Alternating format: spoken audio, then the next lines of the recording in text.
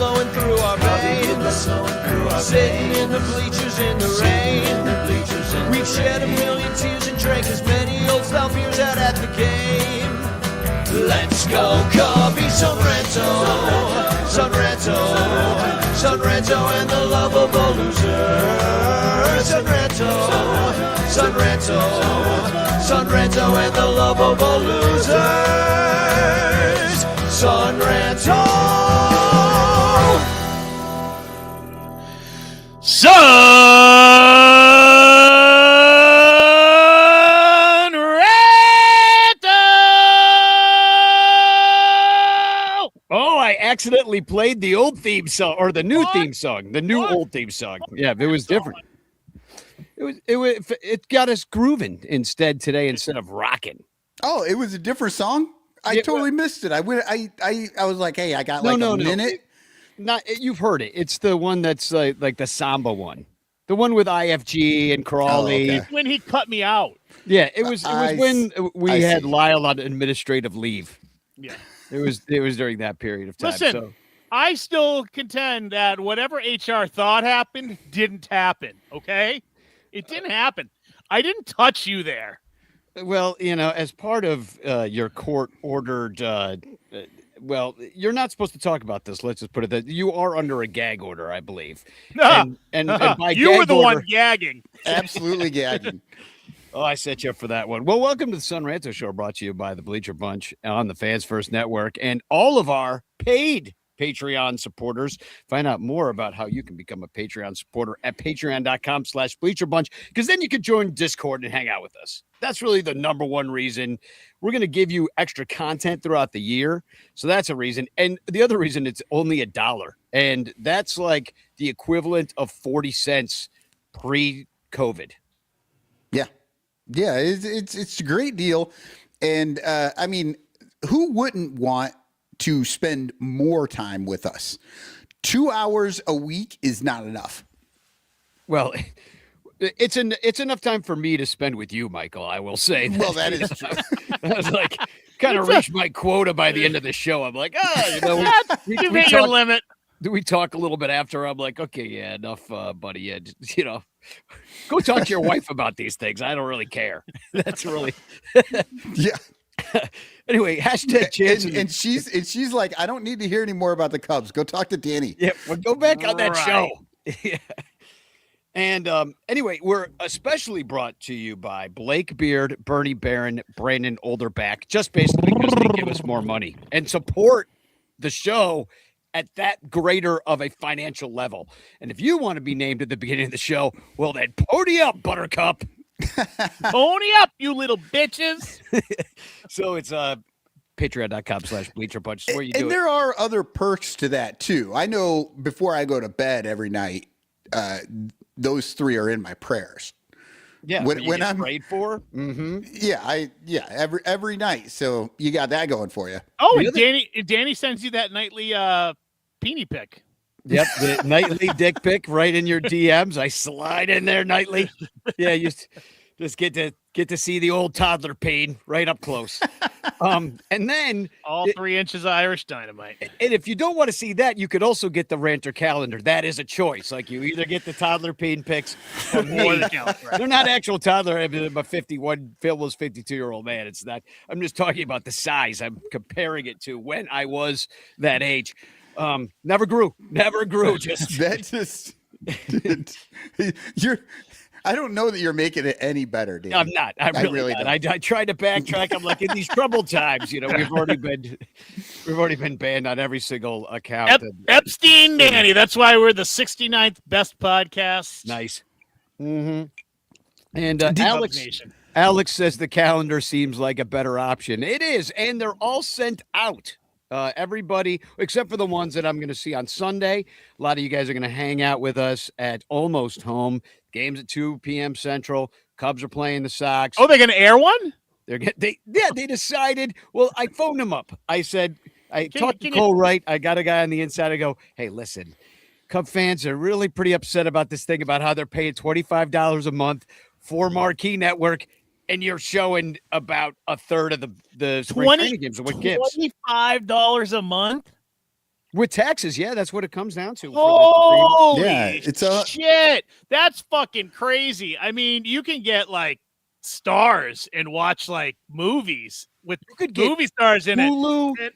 Netflix, HBO, HBO. Plus for the same price as Less. you get Marquee. The really bad thing for Cole Wright is that they didn't even give him a choice. They just pull that out of his paycheck. Yeah, And then they tell him he has to call the game while watching it. oh, Dominic's name is misspelled in the calendar. If everybody who has their calendars, we'll send them back to Danny, and he's going to make the correction, then he'll send them back out. Don't worry, just send them back. You return to sender. I'll go in there, a little white out, put Dominic's name correctly. What did I put? I mean, obviously it's a typo. You know, Domino Galoric. Domino caloric. Yeah.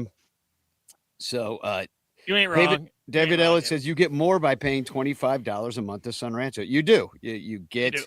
Also, we'll illegally stream the games here on StreamYard if everybody just stays quiet about it. Yeah, absolutely. Exactly. Which we will. It's that Mark Zuckerberg that always tells about us. Right. We're also brought to you by our sponsors, In the Clutch Shirts and Matt Kammerer's Permanent Paintings. They don't pay us except in prizes. So all the prizes we give away, the artwork that Matt Kammerer provides to the Son Ranto Show, like that is how he supports us, and so you should support him by buying his stuff. And In the Clutch shirt, same thing. And as I mentioned, we're going to be hanging out, a bunch of us, on Sunday, so come on through. That's March the 1st. It's almost March. Spring is about to spring or sprung. Not where I'm at. Yeah, not really here either, but it's supposed to come back tomorrow. We had it last week, and then it got cold again.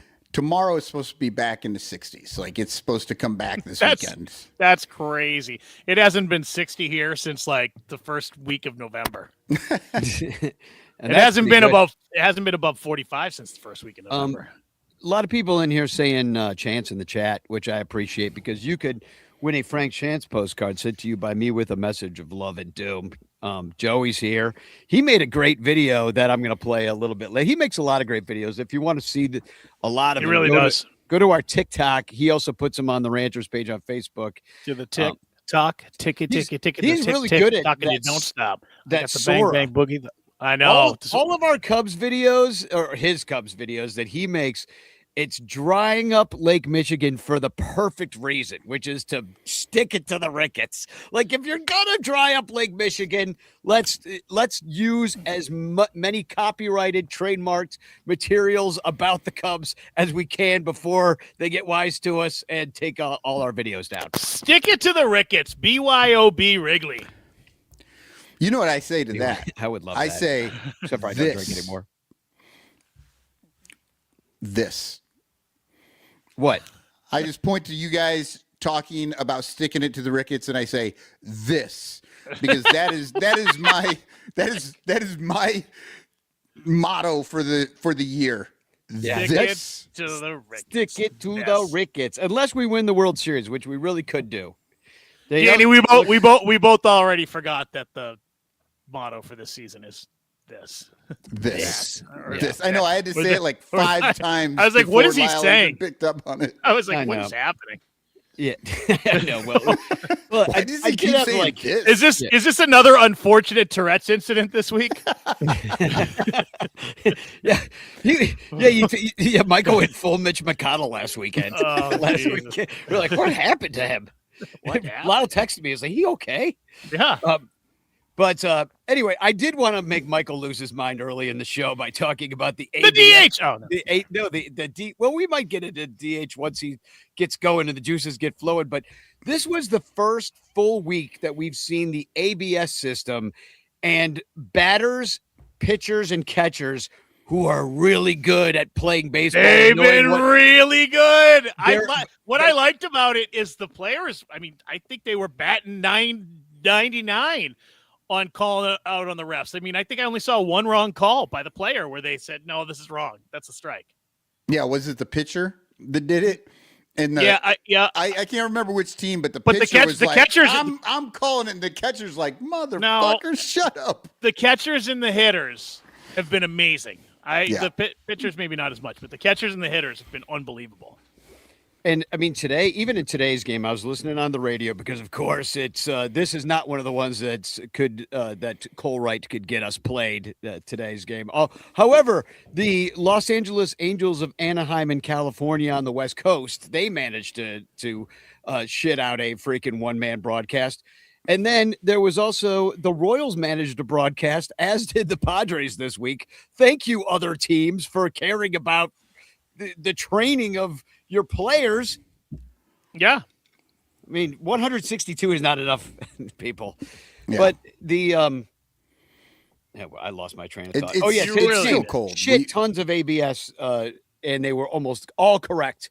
I mean, the umpire was always wrong, is what I'm saying. They were almost always right. The catchers, the batters, the pitcher, whoever was calling them, usually the batter, I think, was correct. Yeah, it is usually the batter that does it. And I mean, look, it's fine. Like it's going to eventually, like it's going to make it so that the pitchers just throw more strikes and then there's more hits. And that's going to be good in the minds of some people. But, whatever. It doesn't do anything for me. The one thing, here's the thing that I thought was amazing is that now that they're doing the ABS thing, they got rid of the box. Hold on. I'll let you jump in here in a second, but they got rid of the box, right? And what I love about this is that I don't know what kind of bullshit that they tried to claim. Oh, well, we don't want to have that on there for whatever. Blah, blah, blah. No, the reason they don't want it on there is because it's been wrong the whole fucking time. That box that we could see on the TV was not correct. It was not the actual fucking strike zone. Now and everybody who spent the last 5 years bitching on every social media, every time the fucking ball came in or out of that fucking box by a little bit, everybody freaked the fuck out. And then they go to the ABS and they're like, yeah, we got to get rid of the box because now everybody's going to know that we've been bullshitting with them in that thing. Michael, ABS doesn't do it for you. Tell me this. Does anything do it for you? Anything? Does anything make you happy, Michael? The box. You like the box now. You hated the box. I don't like the box. I don't like the box. I like. That's not what she said. I was making a double entendre joke. Yeah. I like. That box. Yeah. No, I like when pitchers and catchers work together to massage the balls and figure out where the strikes are and just make things up a little bit. Make it up as they go. I want to. There are going to be less of those. The catcher framing and moving the glove into position and getting framing is a dead art now. It's now does not matter anymore. I mean, maybe because you only get a few of the challenges per game. And but I heard some of the announcers, was it the Padres announcers or the Royals? They were talking about the idea that let's say a guy's got a perfect game going and he's just, perfect games are you going to challenge? Are well known for bad umping. They actually are. Yeah, I can see that. I can see that. Well, once the guy gets maybe so not far, perfect games, but no hitters. They're gonna get no hitters are gonna get some advantageous calls later in the game because they're gonna make the players work for it, the hitters work for it, and give the pitchers they're going to give him the calls. If it's a high strike, he's going to get it in the perfect game. And now he's not going to get it because the batter's going to go like this, and everybody's going to hate that guy because he wouldn't have been able to do it before, and the umpire is going to call strike. He's going to look like such a douche. Well, fucking Darwin Barney out there. Darwin Barney out there being like, hey, I don't think that was a strike. I mean, you're not supposed to bunt at a guy in those situations. The unwritten rules, and now you don't even have to bunt. You don't even have to make contact with the ball, put it into play. You just go boop, boop, boop, and you walk down to first base because it's ball 4. I say until there's a hit in the game, they have to be able to tap their head and rub their belly at the same time. I agree. Most people learn to do that in about first grade, but sure. And sing "Oh Danny Boy." Yeah. Oh, now that's tough. No, look, right now this is just getting in there. It's still spring training for the umps as well. I saw somebody put out a graphic showing these zones and how they've gone from like 2015 until now, and it's gotten really tight. Like the umps are actually really good, and while the whole like challenging thing, it doesn't do anything for me, but I will enjoy the shit out of every time they're wrong. Like that will make me happy. Like basically, last week, somebody was off by like, they're shaming the umps. Yeah, the ball was out by like just a hair. So like they say. So it says on the video. I mean, it's like the tennis shit. It looks cool. I'm not opposed to it. I feel like if it's there and we're watching the game and it's obvious, I feel like it should be corrected. It's like the NFL. They don't make all the calls because it's not in the rule book. I'm like, if something looks fucking obvious on TV and everybody at home knows it's wrong, just fucking fix it. If that's where we're at in the world, like just somebody make a call, be like, bring that fucking back. That was lame. A game like today, though, it really added many minutes to the game because if every time that happened, it was like 8 seconds, let's say, but there were 6 maybe calls. I guess that's not much, but it takes 8 seconds to make the call, but then they got to reset. Now we're going to start again. Here comes the pitch. No, because if you are just correct the whole time, you don't lose your challenge. Right. And you can just keep challenging but you only all day long. But if you do lose it, 2. You get 2. And then one for every clown ball extras. You have one every extra inning. You get a new one. That really annoys me. I think since we're going to clown ball and it's all just fake baseball anyway, you don't get to challenge anything. You can't challenge anything on the bases. You can't challenge the pitches. If you challenge it, your guy comes off second. Yes, exactly. You can use a challenge. Go like this, your guy has to go in and sit down. Yep. No matter what the call, whether it's right or wrong. I will say this though, you are disappointing He just has to me, move Mike. back to first. I really thought you would be losing your mind and that you would really hate this ABS stuff so much. And the thing is, I feel like you've already said your piece. You're like, well, they want everybody to hit, so that's how it's going to be. And these idiots will ruin pitching, and then everybody have an ERA of 4.5 and whatever. You know? Yeah, I mean, do you think the strike zones got so tight over the years?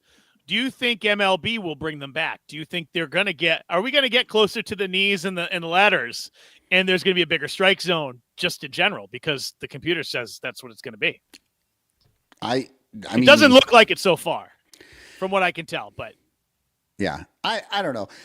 I will say the thing that they are doing with the ABS, and if I had my choice, we wouldn't do it. But since they're doing it, as long as you leave it to the 3 guys that are really have a call on it, right? It's the catcher, the batter, and the pitcher, and they have to do it in the moment. Not the special coach that's sitting behind home plate that's sending a signal to the head coach who's calling a timeout and causing 5 more minutes of chaos. Yeah, that's what I hate about the replay on the bases. Every fucking play, every game, every play. Oh, hold on. We're looking. Oh, never mind. It's fine. I hate that. Like, that's what holds it up. Yeah. If the guy, just as last year we sped up the game. Now we found a reason to slow it down. Slow it down. That's too fast. I agree. It wasn't. Some of those games were too fast. But I wish they could go back. Michael, you'll get one. You'll get one more beer out of it. Yeah, but I wish they would go to the players in the play. So the guy making the tag or the guy sliding, those are the only ones that can challenge. Yeah, I but wish usually they would go to that. Usually they're the least knowable, like on the base. Everybody thinks they're fucking safe. They challenge every fucking one. At least and video everybody thinks games. that they made the tag too. But that's what's fucking fun about it. That's fun. The asshole sitting in there who is just looking at his fucking iPad trying to decide whether or not he thinks the guy's safe. That's boring and it sucks.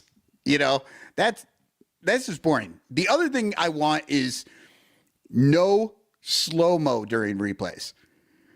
They need to be able to see that the ump was wrong in the same speed the ump saw it. Right. As many angles as you want, have them all. I always think you of can't that. slow it down because I hate when you see a guy's foot hit the bag. Well, 2017, like that. NLDS versus the Nationals.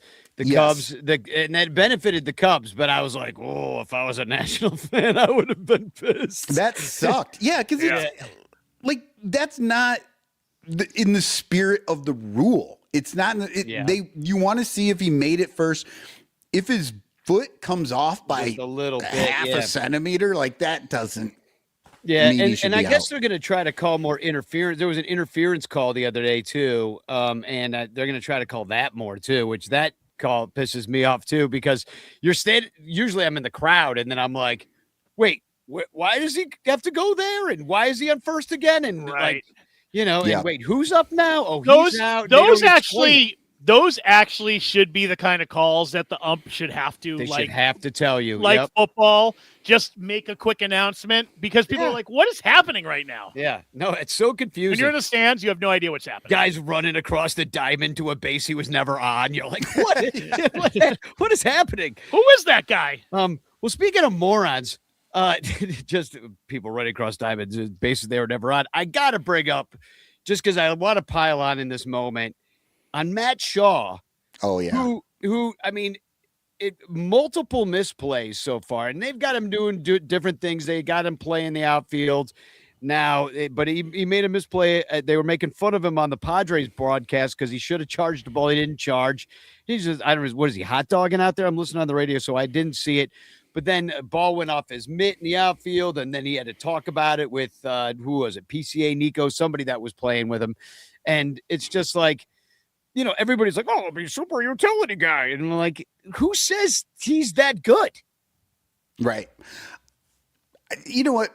Fielding, I think he's going to come around on it. He wasn't helpful. He wasn't helpful in that triple play. Right. That's the thing I'm more concerned about. Like the fielding, he's playing in a different position that he's not really used to. He's running around. And it is spring training. There is a feel to it. Like I say all the time, these guys are artists out there. There's not a fucking a code, like a math problem you can do in your head in the moment that teaches you how fast to run to get to the ball at the right time to catch it properly. That's just art. That's the finesse. Danny, who the fuck is this guy on the show with us? What's he so positive about? Why is he defending everybody? I know. It's almost like he likes the Cubs. No, it's like, I'm defending. He's like, ABS and Matt Shaw are my two favorite things in baseball this year. What the fuck? But I'll tell you, I mean, speaking of doing math in spring, I mean, the one thing, the guy can't count to 3 for Christ's sakes. I don't know what the hell he thought was going on that triple play, but if I'm sure everybody who's watching or listening to the show right now saw what happened, but the end of it was Matt Shaw being safe at third base and being entitled to that base. It was a double play. It was already a double play. It was really weird to see him not accept something he thought he was entitled to. It was weird. Yeah. He's just like, you know what? I'm tired of running the bases. And he just walked off the base and they tagged him and he was out, because that's how baseball works. And I'm just, what the hell's wrong with him? And then he's out there misplaying baseballs. Megan Montemuro tweeted this out. Matt Shaw can't hold on to a fly ball on the run in right center. That falls and is ruled a double, bit of a tough play, blah, blah, blah, because he was having trouble moving from right to center. Yeah. Which I thought was funny politically. Yeah. Well, I could see why he'd have trouble with that, being the fact that he's a white nationalist Nazi. Yeah. I feel like that's probably the reason he stepped off of the base too. The third baseman probably just said, hey man, you're out. And just whatever the last thing he hears, he believes. And so he just fucking started walking away. Exactly. Right. Exactly. Yeah, I'm just wondering where his, smarts are with the game, And then other things that are happening is that, a lot of minor league dudes out there playing. Jefferson Rojas impressing early. He had a dong. Had another couple hits. Somebody posted today, because there was a Rojas on the Angels and a Rojas on the Cubs, and they both kind of had similar lines. And they were just like, this was so confusing. Rojas hitting a home run, and then Rojas hitting a home run, and like I couldn't see the game. I could only hear it, so I had no idea who was up to bat. Yeah, it's well towards the end of these games, like it's time for a nap, pretty much. It's because you don't. But it's kind of been impressive. A lot of guys up for minor league camp. I mean, the Cubs are giving dudes a look, and I might be reading something into it, but to have dudes like Jefferson Rojas basically having more at bats than everybody else so far this spring. You're like, are they shopping this guy? Like, you have got Dansby for a while. Jefferson plays short. Like, maybe I'm just reading too much into it. Well, Danny, they need the major league staff to get a good look at these guys. Yeah. And this is the time to do it, because there is going to come a point very soon that someone's hurt. They got to call somebody up for some coverage, and they're like, all right, bring this guy up. He can hang with these guys. He gets along with these guys. He knows how to play with these guys. So this is their chance. This is their chance to get them in. And they good to see. This is one of those teams that they know what their MLB roster is probably going to be. Top 20, there are no questions. 24. So without questions, I think that, you let some of these young guys play and give those guys time to work out, exercise, find themselves, but not put too much stress on their bodies. Plus the other guys are probably absolutely doing lots of stretches, getting warmed up, because a bunch of them are going to be playing in the WBC. And so they're not actually out on the field doing it right now, because they're just trying to get their body into shape so that when they go out and play real games, they don't kill themselves on accident. Yeah, like Long did when, he got his arm tweaked, and Tyler Austin's fucking got knee surgery already. Yeah, there's three guys. Tyler Austin, who was maybe going to be on the bench. I probably would have been. And our backup first baseman, Jordan Wicks' elbow is fucked up. That's a technical medical term. Mm-hmm. And then right. Jonathan Long is injured, not going to play in the WBC, but it doesn't seem like he's going to be out too long. But it's nice to see the minor league guys, and they might get more work because of the WBC. PCA is going to go to the WBC, so he'll be playing over there. So somebody else will be playing center field and getting the at-bats that he would have taken at Cubs camp, because they're still playing minor league or spring training games. And then we'll talk about PCA in a little bit, because there was a lot of PCA news this week. A big article in Chicago. PCA news. Oh yeah. We'll talk about it in a bit. So get ready for that. But Suzuki with a couple hits early, including a home run. So that's good. Best shape of his life, as they say. And Carson Kelly, who had a big stick last year for us as the catcher, and splitting time with maybe Amaya this year. He had a dong as well. So did Rojas, as you mentioned, who, we don't even know which Rojas we're talking about right now, let alone. Correct. Yeah. So, and then it seems like Ballesteros. Ballesteros finally got out of ice jail. He's finally out of ice jail, and but he has not played yet, so that's kind of disappointing. So he's behind. He showed up like today, I think. No, yesterday. A couple days ago. But because when they had him in that dark room with the chair and the spotlight on him, they had a hammer and they broke a couple of his fingers, so he's still healing up. Yeah, we're still healing up, and now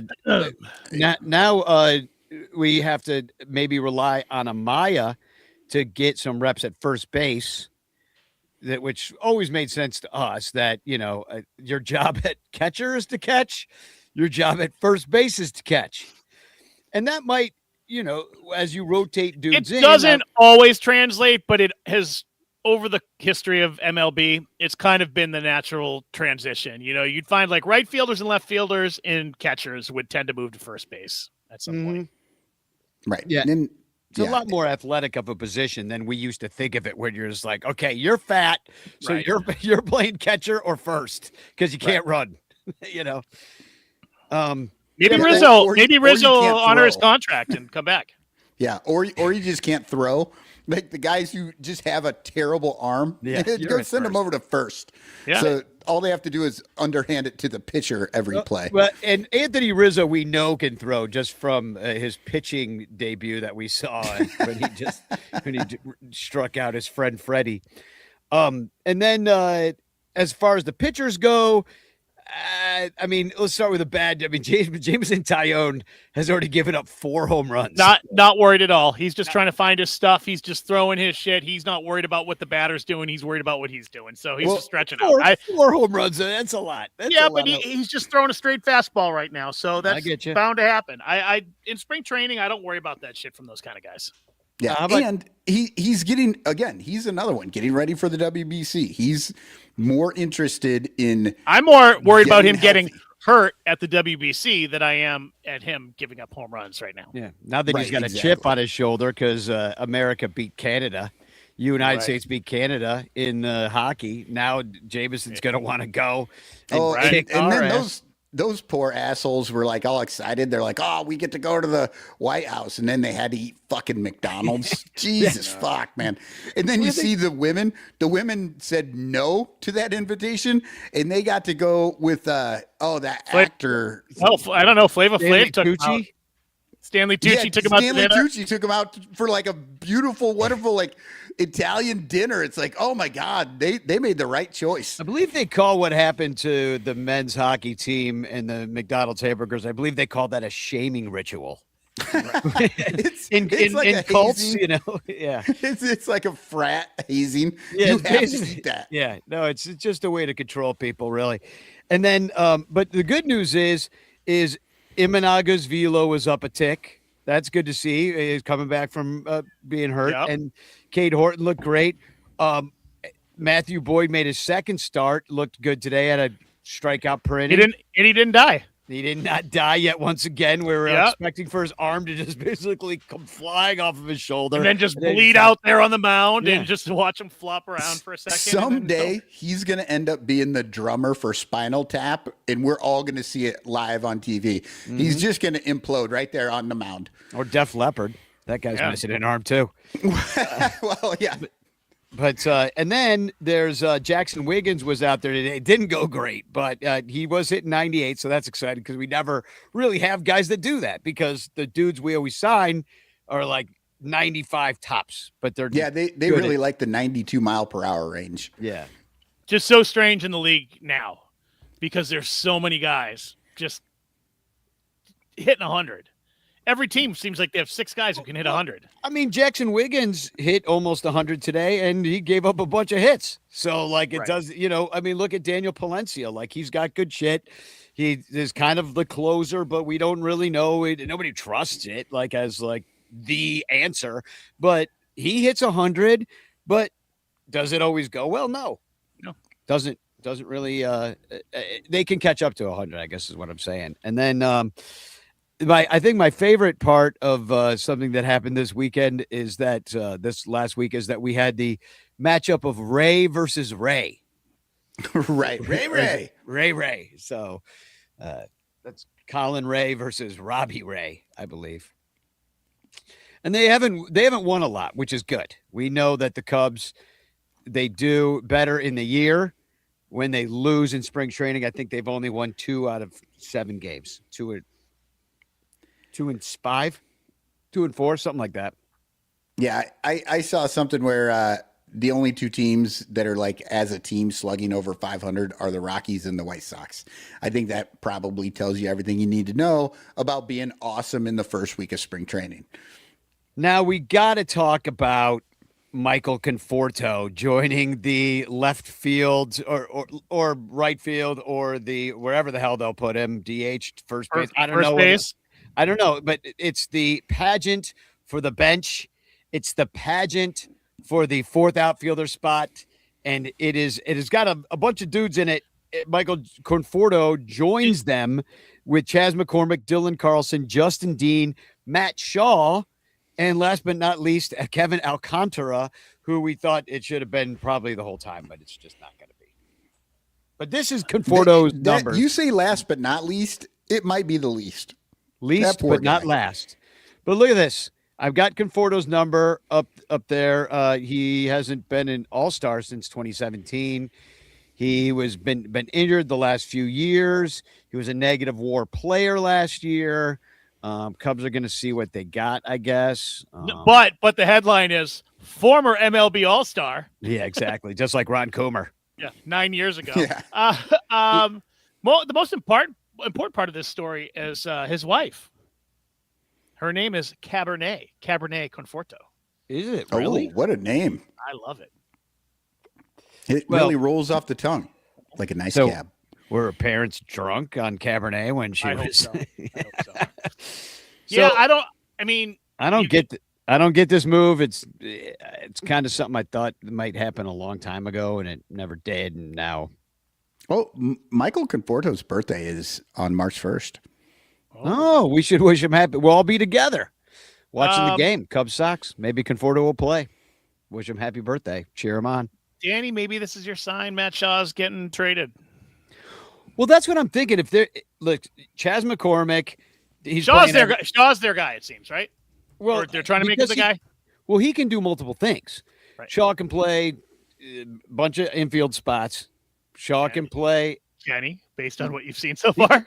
Well, he's trying to play them. I don't foresee them like using Justin Dean at third base. Maybe they will. I mean, but he's like more of a speedster. I don't think he makes the team.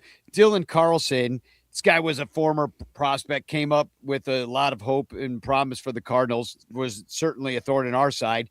And now he's trying to see what's going on. Chas McCormick, kind of same thing with the Astros, except for maybe a lesser thing. See if they're all basically the next Mike Tauchman or something, or coming off the bench, fourth outfield spot. It's really the only, besides maybe a bullpen spot and how that shakes out with the options and stuff. This is the competition, the fourth outfielder sweepstakes.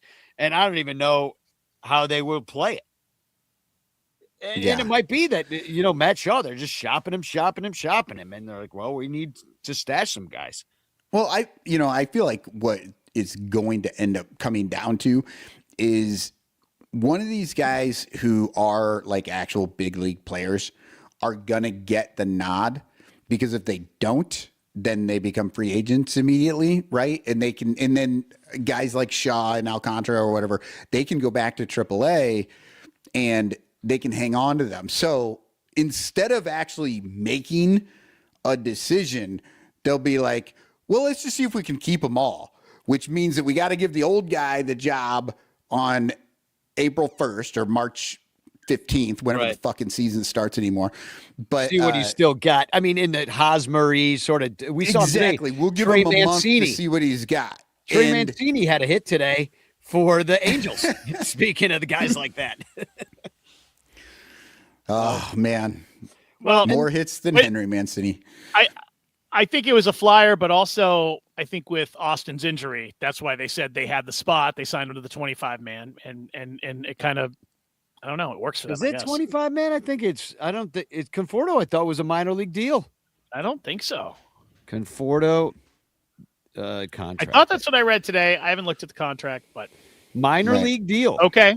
Yeah. So he's like a prospect. $2 million if he makes the $2 million if he actually makes the team. So then he's probably not going to make the team. I was thinking like if they already owe him a little bit of money, then they're going to keep him. But if they have to pony up $2 million for him to make the team, they aren't going to do it. I mean, $2 million in this day and age. Hey, I mean, $2 million. We don't give a shit, and we understand how these fucking billionaire money works. It's not a big deal for them. But look at these numbers. But they don't get that. They'll shit themselves over that $2 million. Even as a negative WAR player, he hit 12 home runs last year. Now he had too many plate appearances, but he was with the Dodgers. I mean, he's the one guy you could on that team that you could, really try to get out, because everybody else, I'm sure he's like, oh, Michael Conforto's up. He's the only guy I could get out. So they just worked him extra hard. Corey says Conforto is the Eric Hosmer of Trey Mancini's if he was Mike Tauchman. But I mean, here's the thing though. He had 33 home runs in 2019. I get that's a long time ago, but he had 20 home runs in 2024. That's only 2 years ago. But even 2019 also was the Super Bowl year too. That was the year that good point. The MLB, everybody hit a shit ton of home runs that year. Either way, he could be like, we used to compare him to Ian Happ.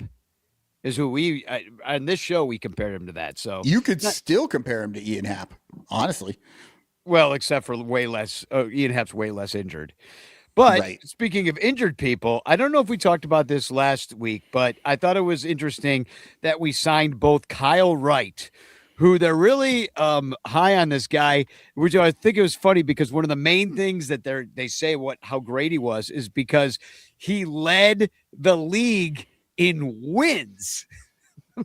Which I didn't think that was a thing. But back in 2022, he had 21 wins.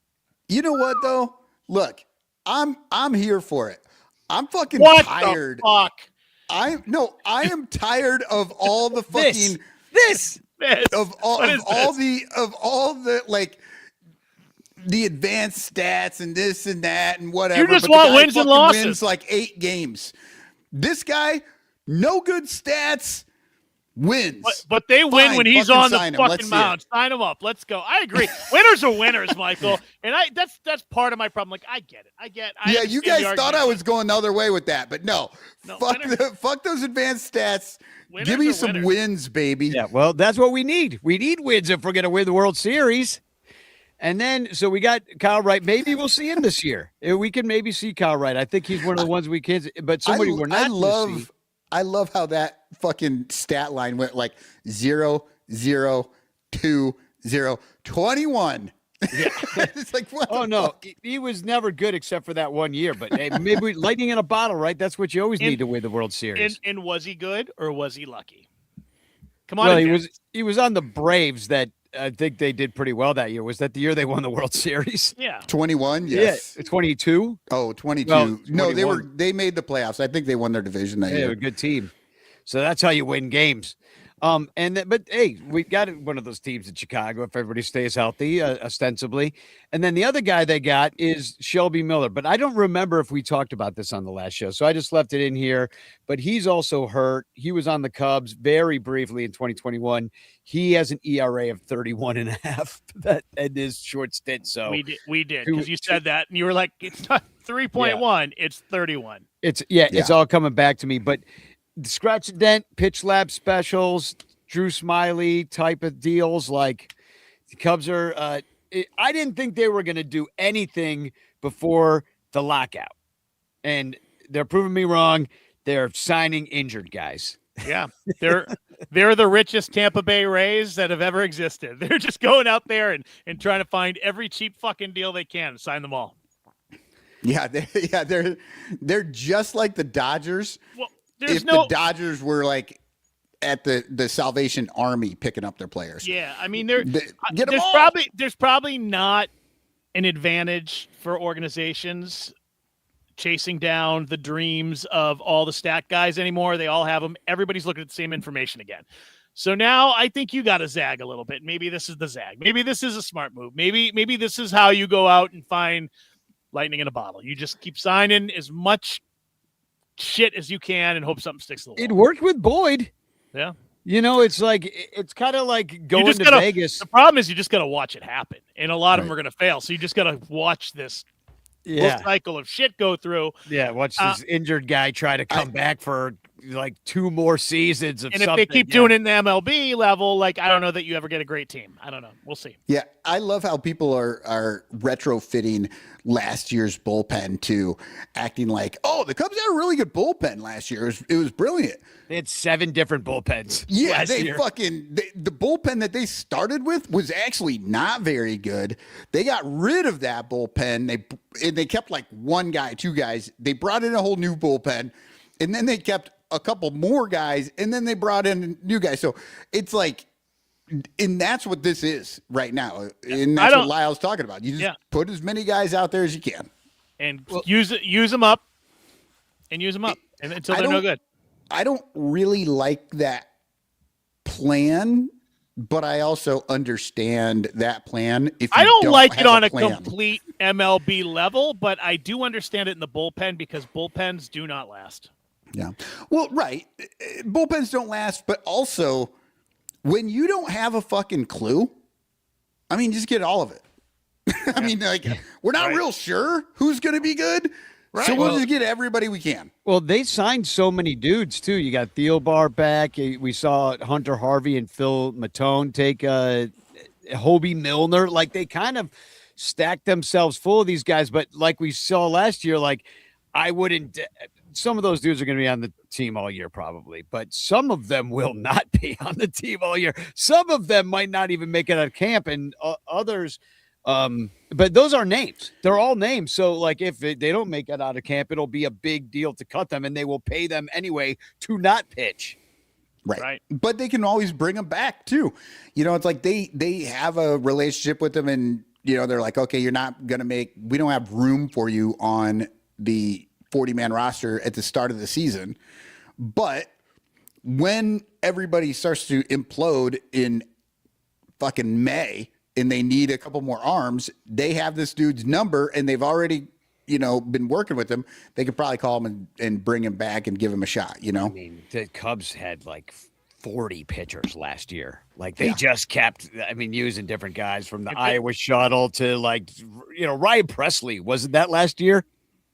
Yeah.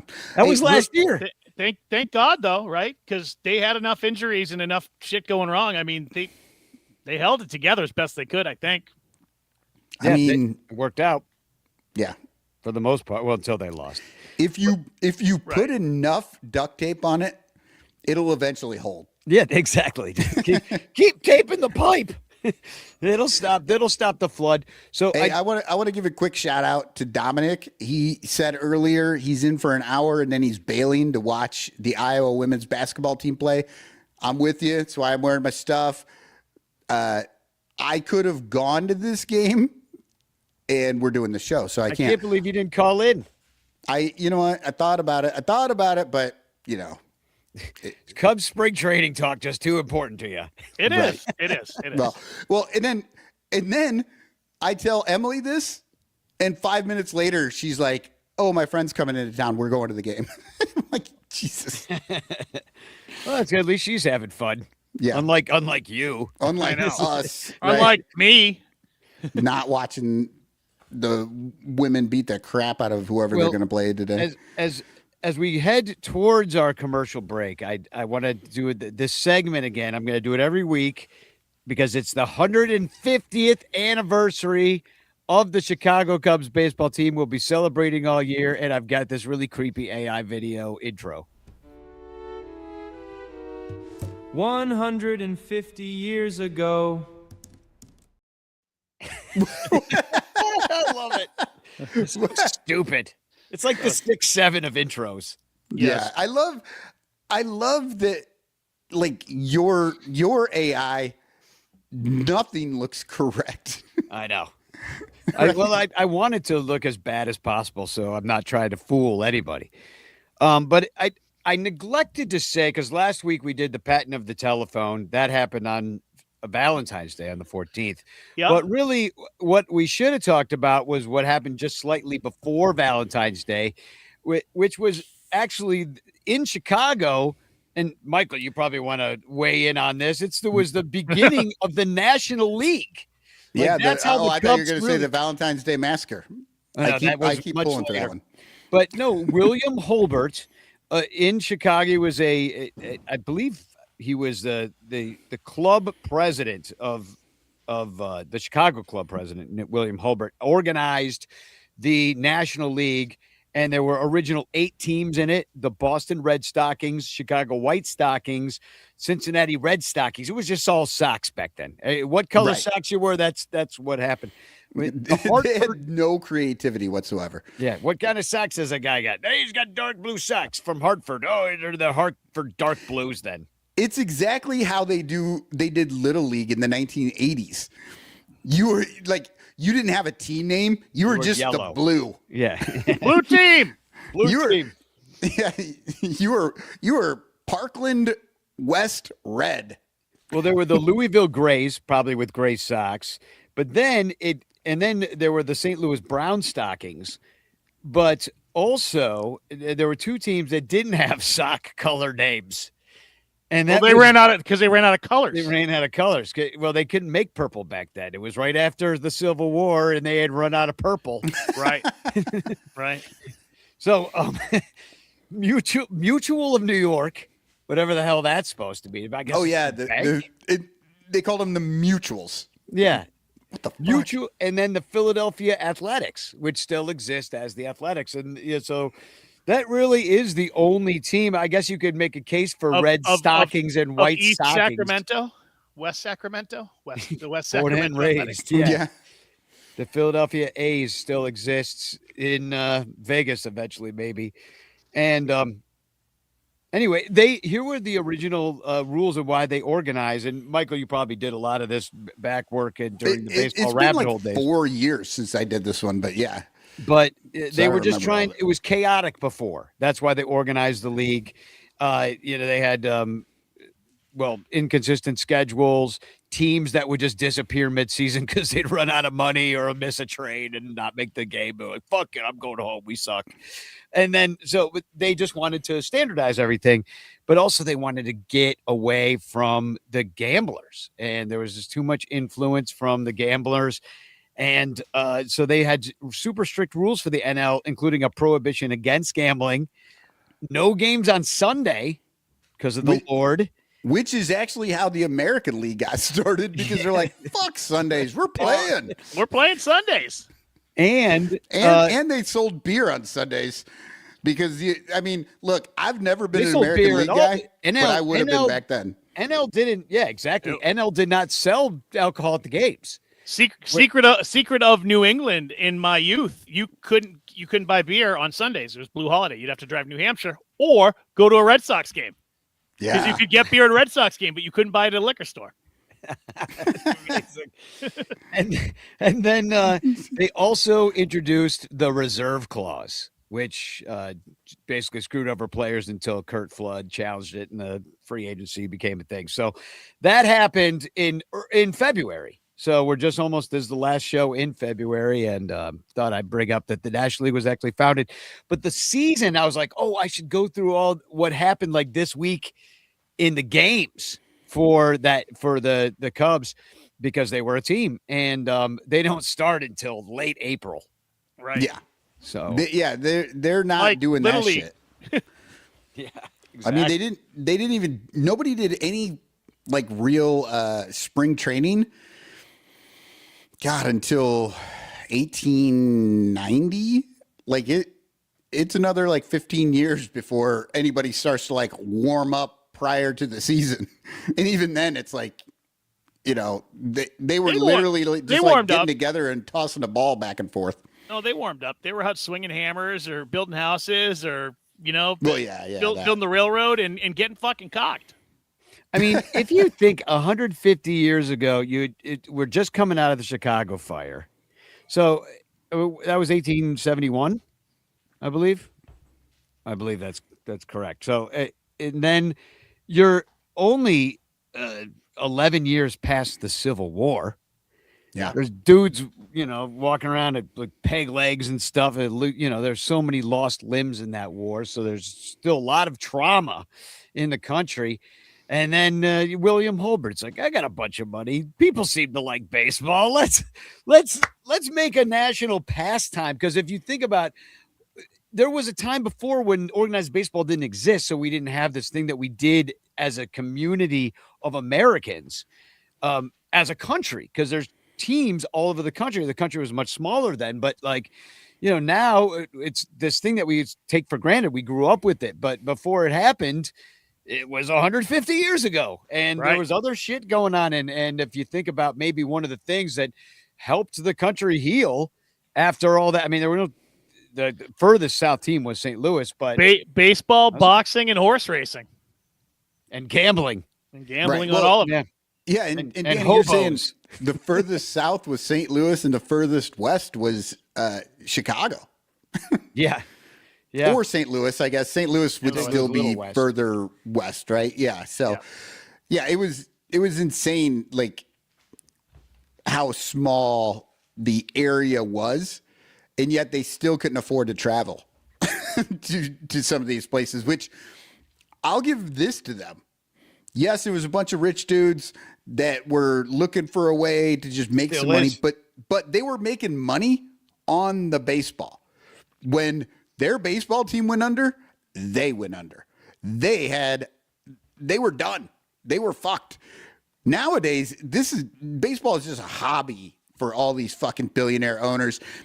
If their teams went under, it wouldn't matter to them at all. Like they would just sell it to somebody. They would just sell it to somebody for, 10 times what they paid for it and walk away. No big deal. Like Wilpon lost all that money to Madoff and still is living in a penthouse. Like, he had to sell the Mets, but he exactly. was fine. I mean, it's, and that was the way it was right up until right around the 80s, late 70s. I mean, Bill Veeck owned the White Sox, and then he owned Cleveland, and then he owned St. Louis Browns, and then he owned the White Sox again because he was just fucking trying to make it work as a baseball owner, and he just kept not making it. He's like, oh, what if we have clowns and let's bring a bunch of disco records and start a fire. People love that shit. Yep, and then Jerry Reinsdorf. He would have loved the bananas.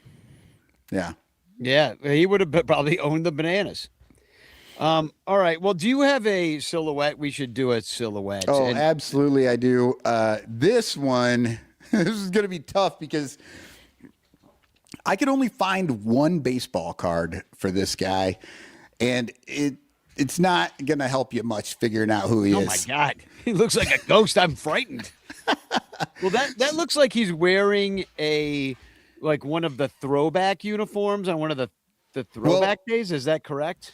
No, it's not. He's Ernie wearing Banks a regular one. I actually didn't make it a full silhouette. I just blacked out the player so that you could see some of this and maybe help you figure it out. There are clues here. It's a second baseman. And for the listeners, it's a picture of a player laying on his belly touching a base as if he just slid in. The jersey has the number 14 on the sleeve. That's a big clue. Yeah, Ernie Banks must have just died. Yeah. So it would be 2013, 2014? Yeah. And then the only other clue I'm going to give you. God, Danny, we were doing the show. Is that Darwin Barney? It's got to be Darwin. The only clue I'm going to give you is that one of the worst things we can see it's Sammy when we're watching the Cubs is to see a Cubs player with his hands on his helmet as if something horrible is happening. Oh, but when you saw this guy with hands on his helmet, you loved it. Now I know who he is. Now I know. All right. Well, we'll be right back. Hashtag chance in the chat. Please support us, patreon.com/Bleacher Bunch. And we will be back in just 2 shakes of a lamb's tail.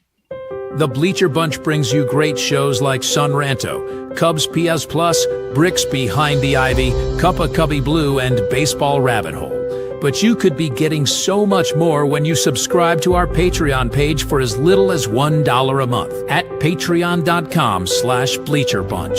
Get access to our exclusive daily show Cubs Pod, where we recap every single game. Plus, be the first to hear Cubs music, get early access to events, and receive an invitation to join our Discord Cubs community, where fans just like you show up every day to rant and rave about our beloved boys in blue. Most importantly, 10% of your Patreon pledge will go directly to help the Lost Boys Youth Baseball program. So join us. There are perks at every level, like the Renter Calendar, absolutely free, and name recognition for you or your business. We are independent Cubs podcasters, and we need your support. Otherwise, we'll quit. Seriously, we'll all quit. Some of us might even die from your lack of support. In fact, the cutest little puppy you've ever seen will die if you don't support the Bleacher Bunch at patreon.com/Bleacher Bunch. We promise to spend all the Patreon money on tickets and beer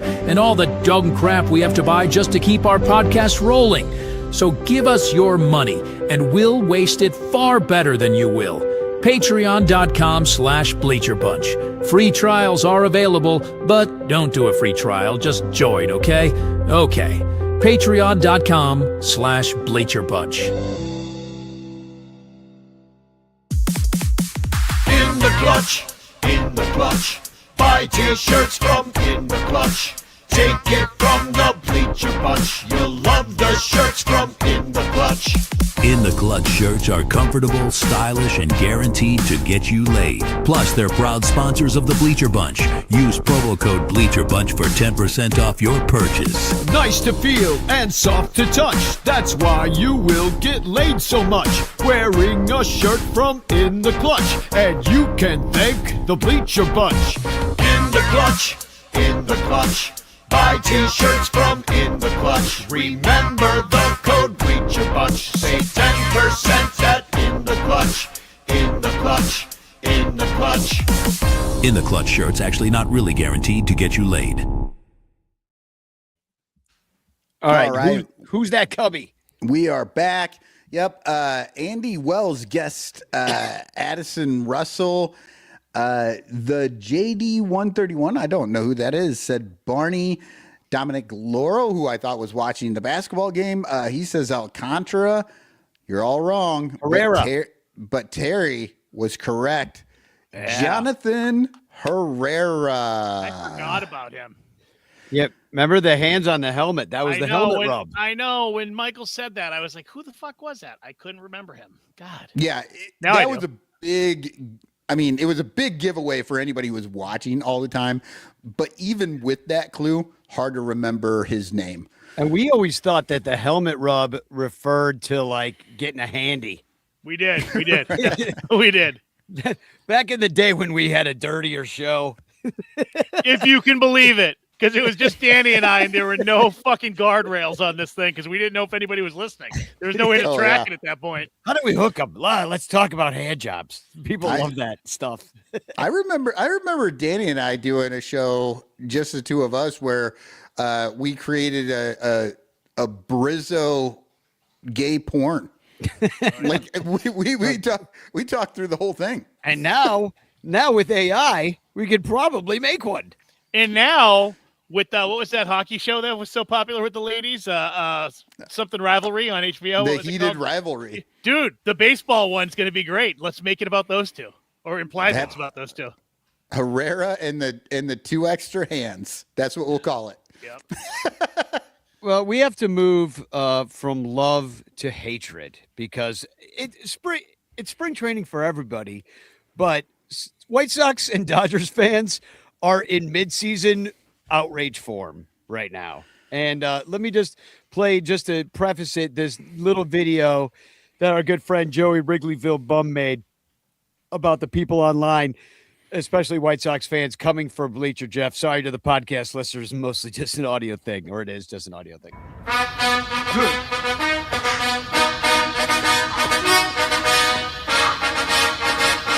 Sox fans getting ready to talk shit about Bleacher Jeff. And a bunch of really out of shape, old looking South Sider dudes who looked like they haven't had a vegetable in about 27 years, getting ready to go fight Jeff. I don't know if you saw what happened online. I guess some guy was talking trash about Bleacher Jeff, same old shit about how he raised the money to go to Japan and that we all sent him, and they call him a grifter, and they said that he smells and that he's just this loser who, grifts everybody for his vacation, which, I mean, and okay, wait, keep going. I'll tell you when you're wrong. Yeah, well, just joking, Jeff. Just joking, Jeff. I know, but I was going to say, despite all that being the truth, but we love him, and we actually, by our own volition. Here's the main argument, though. Back, it's like he did ask for help to go on the trip. People of their own volition gave him money to go, including what we think, and Jeff has neither confirmed or denied that an anonymous donor gave $1,000, and we all think it's Ian Happ. So if Ian Happ wants him there, by all means, send Bleacher Jeff. And Bleacher Jeff came on the show from Japan in the middle of the morning because it was nice here. Jeff is Ian Happ's steroid dealer, so it makes sense that he would make that kind of donation. And by steroids, we mean real strong coffee. All right. Yeah. And so either way, White Sox fans are butthurt to this day. And that's the thing that's funny about it. The rent-free, and these dudes pile on like it's junior high, just like, jumping the guy and just piling up on top of him. And it's outrageous. Over some shit that's like a year old now. Them. And none of your fucking business. Who cares? But that's the world we live in, Danny. Mm-hmm. Yeah. Well, that's people just are another reason people are not to outraged. be People on are Twitter. outraged about that kind of stuff. I'm outraged about their outrage. I'm so outraged. And I did have a, I thought this was funny. I saw it just because I went up looking Bleacher Jeff content. It's all the same shit that I just said about, but White Sox Dave, who's their barstool guy, says, Bleacher Jeff blocked me before I could insert myself into this fight because the fight was ongoing on Twitter. And some guy, Steve, says, do Cubs fans really embrace this Bleacher Jeff guy? Seems like a company plant. I'm like, oh my God. Can you imagine a company plant? Dude, he wishes. He wishes. He's Tom Ricketts' love child. Oh man, he wishes. Oh, and then the Cubs do love Bleacher Jeff though, because he has a very distinct look. He's always there. He's banging on the thing, and they use his ass to sell tickets, shit, and sell the bleachers. Yeah. When we sang, he's not a company plant. He's being exploited by the company because he gets nothing out of that deal except for once a year, Ian Happ throws him $100 to buy one beer. Yeah. No, it's true. And he has to give them most of the beer to everybody else. Everybody, it only buys, he sends $200. It buys what, 8 beers? Yeah. Not even with tip. But the thread went on. And some guy named Thank You Rizzo, who's an actual Cub fan, says, no, most of the quote unquote big name Cubs fans are the actual worst people. And that's true. Skeezy Tees. I know a couple of them. Danny Rock. They're on the show. Danny Rock. Said, what a loser. Would love to hear you name names. As a Cubs fan, I wholeheartedly agree. Gives a bad rap to the normal fans. And then he goes on to list Crawley, Bleacher Jeff, and Cody Del Mundo, it's Del Mendo. It says all weirdos. And then Thank You Rizzo goes, that's correct. You got the main ones, Son Ranto too. And any of those, yes, I know, and any of those dorks that decide to gatekeep fandom. How do you gatekeep fandom? Oh, and hold on. I've never gatekeeped. We are the but how do you gatekeepy fucking people in the world? We're always asking people to come on and be a part of this shit. I don't understand how you gatekeep fandom. I like being a fan has nothing to do with being allowed to be a fan. I don't understand how you could actually do that. It's the whole no wave at Wrigley, the rules of being a fan, and Cubs have a lot of them. But those are old. Those are old schools. Those are that's because the Cubs, the real bleacher bums. The Cubs have actually been around since 1876. Yeah. The only other team that can say that is Atlanta, right? And the Cubs are the only ones that have stayed where they're at, and they've been in the same damn field for well over 100 years now.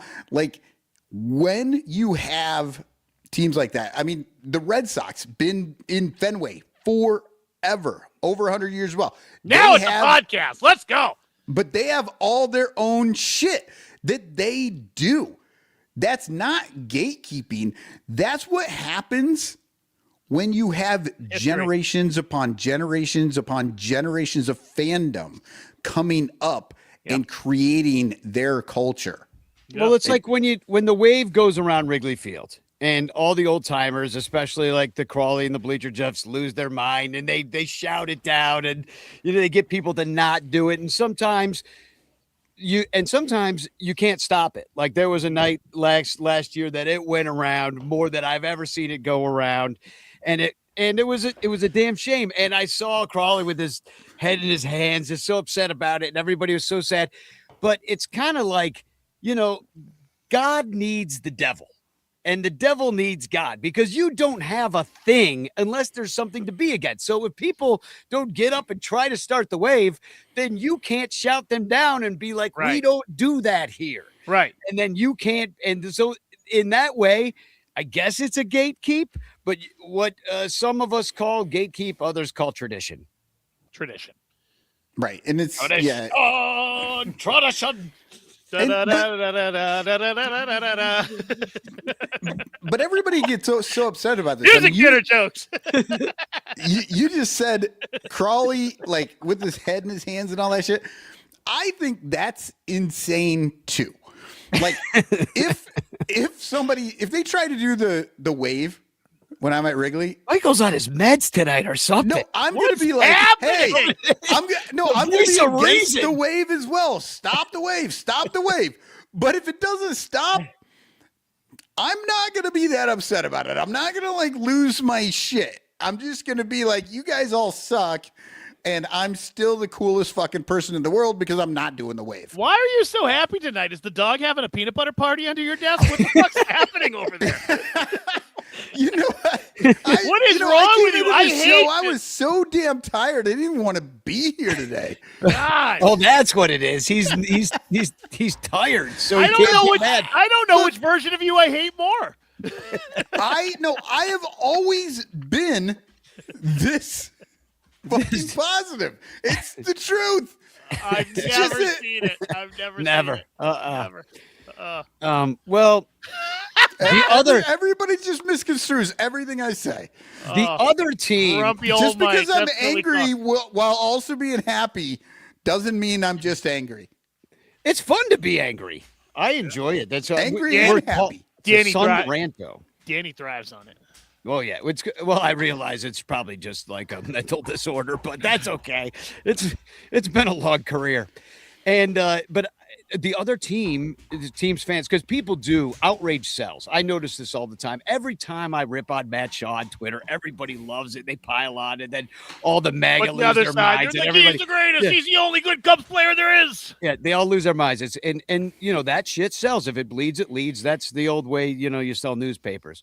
But what the other team that lost their minds this week were the Dodger fans, because PCA talked a little trash on them in the Chicago Magazine, which was a great article. If you haven't read it, go search it out. It's pretty. It's well written. Do I have it up here? A lot of pretty pictures too. Well, one hilarious picture too that I'm going to share in just a moment. But Wayne Drays, I think I'm saying that right, did it. Evan Sheehan did those pictures. But yeah, the pictures are fun, and the name of the article is "Welcome to the Show." So, for a dude that had a great first half and a terrible second half, that's a lot to say about a guy. He certainly had himself an off season here in Chicago, which we're all lucky to, be able to see. He's hanging out with all the other sports dudes and here in Chicago. He's lived in Chicago the whole winter, which gives him a lot of kudos in Cubs fans who are locals book. And he loves the city. He adopted the Bears, became best friends with Caleb Williams, adopted the Blackhawks. They're hanging out with the Bulls, whoever. They're young. Yep, they're young. They're at the Bulls games all the time. Yeah, they go. He's living our dream. We all wished we had been 25. Not even and 25. like the best fucking athlete in a city and just running around the city. I was, like these and guys I are did. doing. Yeah, You I was know? going to say me and Lyle actually were those people, because we went to New York and I got in a Broadway show and just went nuts. Like we were. And the problem is, because of that, we were unregulated, dysregulated young men who really were unsupervised as children. We had money and access. We had money, which is what you wanted, and we had a great time. We went to all the big clubs, and we got to hang out with the PCAs of the time and everything, and it was fun as hell. And it's great to see PCA doing that. Hopefully, he can play baseball in the same fashion. Now, we know the defense is there. It's like, oh, he's always going to be a plus WAR player with defense. But I'm talking about that MVP bat that would to match this sort of like Ken Griffey Jr., showmanship, because he's a showboat and he gives no shits. And I love to see it. And he could be a big star. He could be Willie Mays Hayes, but Willie Mays Hayes also, like, wasn't he bad in that movie too? Like, as a player, he also could not hit well. Yeah. So that's what I'm afraid of, that he is Willie Mays Hayes and just like flashier than can he back it up with baseball? I guess that's my just dream here. Well, he had a great first half. And I mean, you read the article and he said he wasn't satisfied. He felt like he was close to unlocking something and things obviously got worse. But I liked a lot of the things he said in the article. He seems humble. He says he knows he's a showboat and a big mouth on the field. He said, but he tries to not be off the field. He said he's pretty low key and hopefully humble. It sounds like he's humble. He had famous parents. So sometimes those kids go one of two ways. They either are humble because they've seen it all and they've been around it all and they're not impressed by much. So they're able to succeed in their own way, or they're fucking train wrecks and they just do drugs and go off the rails, and I've seen it both. I mean, Danny and I, living that life we did, we knew a lot of kids of famous people, and we saw a lot of that as well. Or a lot of young stars, just coming up on their own, and people go off the rails sometimes, but it sounds like he's a bit of like, what was the witch in Snow White? Mirror, mirror on the wall, who's the fairest of them all? Whatever witch that was, because, it sounds like he's doing a lot of work in the mirror, looking at himself. Well, and he's into fashion. He had like a fur vest on. He wearing his little beanie, talking trash about people. He's super competitive, but he's also very relaxed. He seems wise beyond his years. Maybe that is his upbringing. But I want to bring up what he said about the Dodgers first, because I do want to get into some of this like Dodger fan. They all filled their diapers online big time. It says, PCA said, I love Chicago more and more. It's just an incredible city. The people are great. They give a shit. They aren't just baseball fans who go to the game like Dodgers fans to take pictures and whatever. And this is a kid who paying attention. It's a kid who grew up a Dodgers fan, right? And he grew up, and he later clarified, because they asked him about it. He's like, well, what do you mean by that? All the Dodger fans are pissed. He's like, well, maybe they shouldn't like beat Giants fans to death in the parking lot and scare the shit out of little kids. Like when I was a kid and I was scared to go to Dodger Stadium. He's like, fuck those people. They're a bunch of violent thugs, which, 2016, Nicole got punched in the freaking eye. My wife now, punch in the eye, black eye. I've seen their violent. I saw a man try to fight a Cubs fan who is holding a baby. I've told the story over and over again on the show. These people are insane. I've never felt. I went to the bathroom. I was nervous. I was looking over my shoulder. And every time not you in say the same that, way as I Danny, do at the trough. I always think to myself, a man holding a baby is an easy target. Of course, that's the guy you try and fight. Don't fucking fight the guy that's got his hands free. It's true. Like, get the guy that's distracted. Yeah, either that or a guy holding his dick at the trough and take a punch to the back of the head. Danny, when we were talking about it, when you were making notes, I do think one of the points you made just kind of relates to this show. PCA's a ranter. Mm-hmm. He's an absolute, and he swore a shit ton in the article. Yep. He said, these are all quotes. I hit 25 fucking homers in the first half and six in the. Six in the second. And 6 in the second. He says, that's terrible. That's the stuff that keeps me up. I never, because I went 0 for 4 that I can't sleep. Or it's never because I went 0 for 4 that I can't sleep. It's always because I'm embarrassed, pissed and embarrassed. I don't throw my stuff all around and spaz out to show people I give a shit. What it shows is that it's something that I still need to work on. And then he goes to work at a kids camp. I think being self-aware like that is awesome, because he's like, I flip out a lot. I need to have better control, right? Because that's not how he's going to keep his energy throughout the season. But he cares. Watching him flip out at the end of last year was frustrating for us to watch too. But it sounds like he recognizes that, because he's probably had to watch that shit too, and he's like, that does suck. Yeah, I look like an idiot. Yeah. And then he says he went to a kids camp where he was like the main player at Jason Hayward's kids camp. And he goes up to the camp organizers and he can't believe he's in this situation with all these kids shouting his name. And he goes to the camp organizers, "This is fucking nuts. I am just, wow, I was not expecting this." And I'm like, of course he's at a kids camp, like dropping F-bombs. Yeah. Because that's just who he is. Also, very cool that he's still, he's still at that place. He's like, wow, this is cool. He had 400 and some kids freaking out about him. He's in a stadium of how many thousands of people freaking out, but this was very cool to him, and I appreciate that too. I often think back. Do you ever see that clip of Kurt Cobain when somebody tells him that people paid like $20 to see Nirvana or something, and his jaw drops on the floor? $20 or whatever number it was. He couldn't believe it, and and he had that kind of all like wonder. And I thought of that for whatever reason that popped into my head when I read this PCA quote. And then he also goes on to say, "I'm sure I come off like a douche sometimes," he says.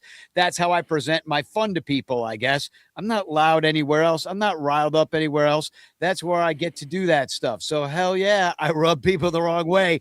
That's what I did in AAA that day, that week, just playing well and beating their ass." And what he's referring to is that incident with Wiley Peralta, who threw behind him and then over his head right after at the next pitch. Yeah. And then he hit a dong off of him. Yeah. So, and shoved it up his ass. So that was fun. So he did back it up in AAA. Yeah. No, I love it. And look, I see what he's saying. He's like, yeah, he hit 25 homers in the first half and 6 in the second. And he's like, that fucking sucks. But the reality is, if you had just a random rookie that hit 6 home runs in the second half, you might be fine with that. You know what I mean? Like it looks bad because of how good he was in the first half. He's like his own worst enemy in that situation because we all saw what he could do. And then we saw him fall off a cliff. Now, why did he fall off the cliff? I'm sure he's working on these, figuring that out. But the reality is, it's a long season. You see it a lot in all sports, Michael. Basketball, They talk about the rookie wall. Somewhere around 45, 50 games, these guys really start to regress a little bit because they've never played 82 games in the playoffs. NFL, same thing. They hit game 12, 13, the end of the season. They have trouble staying on the field. They have trouble, still producing if they've been producing from the beginning of the season because they're just not used to that grind. And I think Major League Baseball, more than anything, the amount of games that they play, I do think it takes a minute, and I do think it takes a couple seasons to kind of find yourself. Tucker was hurt as well last year, a bunch of it, so that kind of forced PCA to maybe play a little bit more than he would have otherwise. And they think that they're ready for it because they've played all these games in the minor leagues, right? But not playing in Des Moines, you can play 162 games in Des Moines, and nobody even knows that you did that.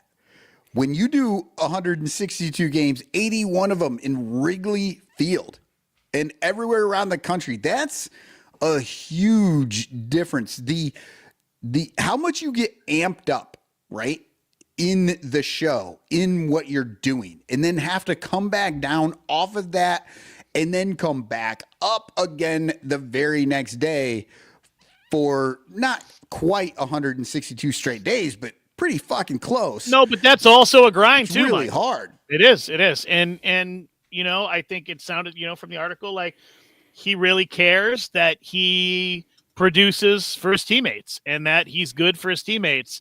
And I think he feels like, second half of the season, he was letting everybody down. So I think that weighs heavy on you too. Probably gets in your head a little bit. Yeah, well, and also the way the season ended, like you want more. You see the playoff atmosphere against the Padres, and you win a series and you move on, and then you lose it in the final game of that series against the Brewers, and you're like, I want to go play LA. He wants to go back home and stick it to the Dodgers fans that he obviously hates. He was saying that playoff series, right? He said the sickest shit he's ever been part of. Yeah, and I wanted to put this up. He said, it's the sickest shit I've ever been part of, different from any other baseball game I've ever played in my life. And he talked about the fans was like having a 10th player out there for all those people that don't think the fans matter. And for all you White Sox fans out there, he was talking specifically about Bleacher Jeff. Exactly. just to own you guys again. But he in the games that the Cubs won, he hit 294 with 27 dongs and 81 ribbies. In the 65 games in which he played and the Cubs lost, he only hit 173 with 4 home runs and 14 RBIs. And should excite you. He's the 18th youngest player in the game. So he's got a lot of room to grow. He's been playing. He didn't go to college. He went right into the minor leagues, got hurt. So if anything, he's maybe even a year behind. So he's young. And this blew my mind. He, of course, said, I would like to win a World Series. I'd like to win a ring. But he said that 9 years earlier, he was 14 years old watching the Cubs win the 2016 World Series. And I was like, holy shit, he was a little kid. It feels like last week to me sometimes. Feels like a season or two ago. It really does. But when you're 14 and then now you're 23, that 9-10 years go fast. Or no, what is he, 24 now?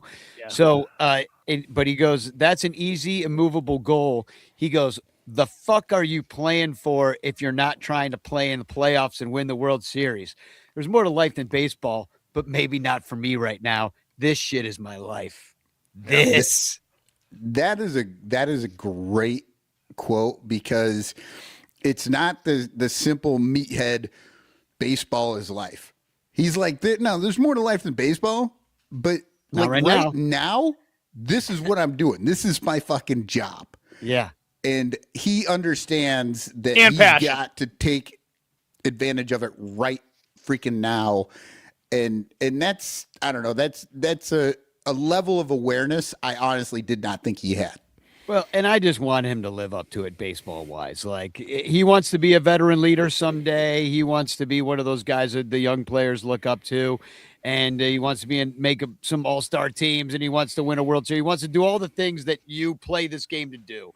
And I think that nobody would enjoy it more than Pete Crow Armstrong, and I want to see it happen more than anything for him. But he also wants to roll around in sweet, probably faux fur jackets, and he wants to hang out with Caleb Williams and watch football and go to all the sporting events and have a good time, because, like you said, there's more to life than baseball. But like, it sounds like he does understand. He's like, well, that's the off season, and now I got to go do this shit 100% right now. I did want to play this Cody Del Mendo video that he made from his TikTok. So go follow him. He's got a new show called Wrigleyville Forever. But he had a bunch of good points. Well produced little video, just kind of sums up what's going on with some of the Dodger fan hatred towards him that unfolded this week. Check it out. Pete Crow Armstrong went viral this week because of this quote about his love for Chicago and his hate for Dodger fans. Hey, by the way, this graphic, I made it. It's for my podcast, Wrigleyville Forever. If you're a Cubs fan, you might want to follow it. Just made a TikTok account. Go follow it. Thanks. Anyway, it made its rounds across the internet, and we got to go through a few of them before I update you with today's quote. This fella who says that he worked at Moe's Cantina back in 2016 says the Cubs are a tourist attraction. Sorry, I don't think anyone who worked at like the 13th best bar in Wrigley really should have a take on that. This fella says, all we do is just build beer snakes and socialize at Wrigley Field. Excuse me for having fun, Justin. I mean, I know there's no one to talk to next to you when you're at the Sox games because there's no one there, but sorry, that's not my fault. Sam says that fans are low intelligent alcoholics and he can't name a single player on the team. Listen, Tony Campana follows me on Instagram for a reason. Also, Sam, based off your picture, it looks like you don't even remember the Ray Durham era. This is my favorite one. PC AAA. I gotta give this guy credit. You know, a bozo clown motherfucker. I mean, that's some hate. You can imagine hating the Cubs so much that you go and defend a team on the West Coast in a city that just beat the Bears like a month ago. I'll never understand the Cubs-White Sox rivalry, man, because it's never a rivalry, at least if you're not from Chicago, which I'm not. Now, PCA was on foul territory. So I want to stop it there. And that is the difference. Like, I don't understand. Like, it was the Dodgers and the White Sox coming at us this week. The PCA hate, the Bleacher Jeff hate. Like, Cubs got a bit of a target on our backs right now. And it does feel like a little Joe Madden moment of embrace the target, possibly, that people are gunning for us. Like, Guy like PCA putting himself out there, Bleacher Jeff putting himself out there. Like, people hate that. They want to smash you down. Smash it down, baby. Yeah, hopefully they can back it up and be a good team. Because that's all the that matters. key. That's the key. Well, and nobody gives a shit about you if your team's no good. You know what I mean? Like, they only see you standing out there in left field banging on the wall if somebody's watching. Exactly. Otherwise, you're just banging for nobody. So, which is the name of my sex tape. banging for nobody. You call that sex? So it was awful. It was worse than the Cupstradamus porno. Well, that's coming later in the show.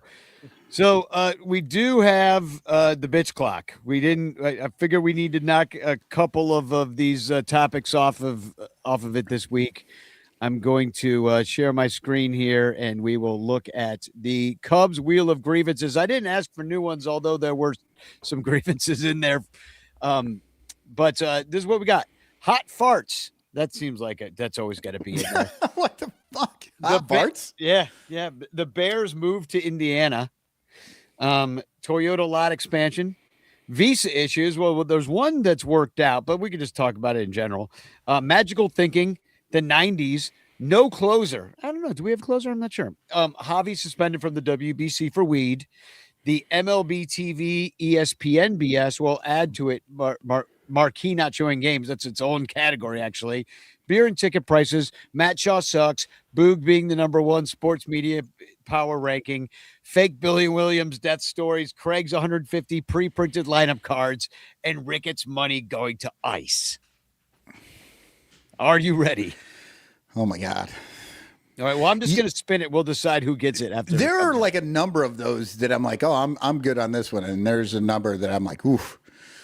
Ooh. Here we go. Oh, yeah, baby. Cotton, this is all you. Boog, number one sports media power ranking. You can finally remove this from the list. This has got to be yours, right? Oh my God, yeah. I'll take this one. Pressure's on. The pressure is on. It really is. Well, I believe in you. Here we go. I don't. Clock, you have 30 seconds to bitch. Here's the thing. This is a popularity contest. It has nothing to do with what the man can actually do or not do when he's on the air. People know Boog's name. Why? Because he's a big, fat, dumb-looking motherfucker who's on the air every single day, all summer long. 10 seconds. People think he's great. He's not. They just don't watch him. If you had to watch him every single day like we do, you'd fucking hate him too. He's the number one. Stop your bitching. I'd like to see him do very a nice. push-up. Who wrote No these power rankings? Yeah. And I can't wait to give you your two Michael Go Cubs Love Boog Shiambi ball. Oh my God, that's ridiculous. No, these power rankings. Did you know about this, Lyle? No. Oh Yeah. God. Yeah, you weren't on that show. Danny met I John met Boog. Shiambi. Oh my God, he fucking writes Boog. Like, did you step on his sneakers? Did you wrinkle him? He was on the other side of a table. All right. yeah. Um, No, but Lyle, you're right. Who makes these power rankings? Not me. Shiambi is like he's the guy that gets elected to the All-Star game 4 years after he's been any good, right? But just everybody knows that's the guy that plays fucking third base. That's it. A lot of it's because he's on the show, on the game, MLB The Show. He's the voice of that. And I think he's still the voice, right? He used to be Vasgersian and then Boogs it. Well, now, and he's on ESPN and he's Doing on all the basketball. sports, yeah. He does all these other things. And when he's on the radio, and this is the thing. Look, He's a good everybody knows broadcaster. how much I fucking hate Boog Shiambi on the fucking TV. He's great. He's great on the radio. horrendous. Put him on the radio. I will listen to this dude every goddamn day. And He's with so Doug good on the Glanville? radio. And with Doug Glanville, they're great friends. They have a great rapport. That's what friendship does for you. You have a good rapport with them. Yeah, I just don't understand why they keep putting him on the TV. And if you are going to put them on the TV, you don't need to show them. Trust me. on this one. Ever. All right. Let her rip, Danny. Let her rip. Well, let her rip. That means hot farts is probably coming. Oh, I love this. It is hot farts. Hot farts to you, Danny. You've been dying for this one. Oh, Nice. God, yeah. Camiata, too, I have to say, great quote. Boog wins gold gloves in left field. Exactly. Yeah, absolutely. All right. Oh, I got to put myself in there. He's a pitcher that wins the Silver Slugger. Exactly. All right. Here's my hot fart. Bitch clock, you have 30 seconds to bitch. My least favorite thing about hot farts is the ones that come way early in the morning before the sun rises and they get trapped underneath your blanket and you're cold, so your head's under there too, and you do a hot fart and all of a sudden you're like, oh God, I'm hot boxing myself. And then you wake up and you start doom scrolling and you're still in the hot fart and you realize the hot fart is actually your Twitter feed. It's the same thing. A Twitter feed and Stop a hot your fart under a bitching. blanket are basically the worst things about life. You Dutch oven yourself? Accidentally, because you're just Yeah. cold and you're just hot farted and then you're like, oh, I'm cold, and you're like, oh God, what did I do? Oh, And you're just up. Yeah, it's terrible. Like you wake up in the middle of the night, you gotta take a piss, and you pull your covers back to get out of bed, and you're like, oh my God, what the fuck what did was I I do? doing? Yeah, what was I doing in my sleep? But here's the thing nobody thinks about, though. As bad as everybody thinks hot farts are, and they are, imagine a cold fart. Okay, I think a cold fart might be worse. I don't even want to get into that. Might be soothing. I got a TFC about that later, actually. Well, Michael, someday when you're dead, you will have one last cold fart. That's what you get. Exactly. You rub the preparation H on there, and you have cold farts. It's like a cooling gel with witch hazel. Yeah. All right. I'm sharing the screen here again, and we'll see what's for Lyle. I just wanted to knock a few of these off. Glad hot farts is gone. I'm glad Shabby This is a good gone. one for you. It Lyle. is. I'm ready. Oh yeah, Bears moved to Indiana. This is some shit right here. All right. Wait, before I go, Michael, do you think it's going to happen? No. I don't either. Okay, go ahead. All right. Here we go. Bitch clock, you have 30 seconds to bitch. Listen, the Bears leaving Chicago would be an absolute travesty.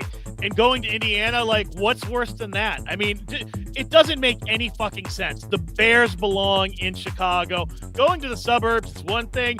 Going to another state, going to Indiana, going over the border, I don't buy it. I don't think it's going to happen, but it feels like it's getting closer and closer. Chicago and the state of Illinois need to get their heads out of their asses, make it happen, and make the fucking owners of the team pay for their own fucking stadium. Stop your and everywhere else, bitching. and fucking keep the Bears in Chicago, for fuck's sake.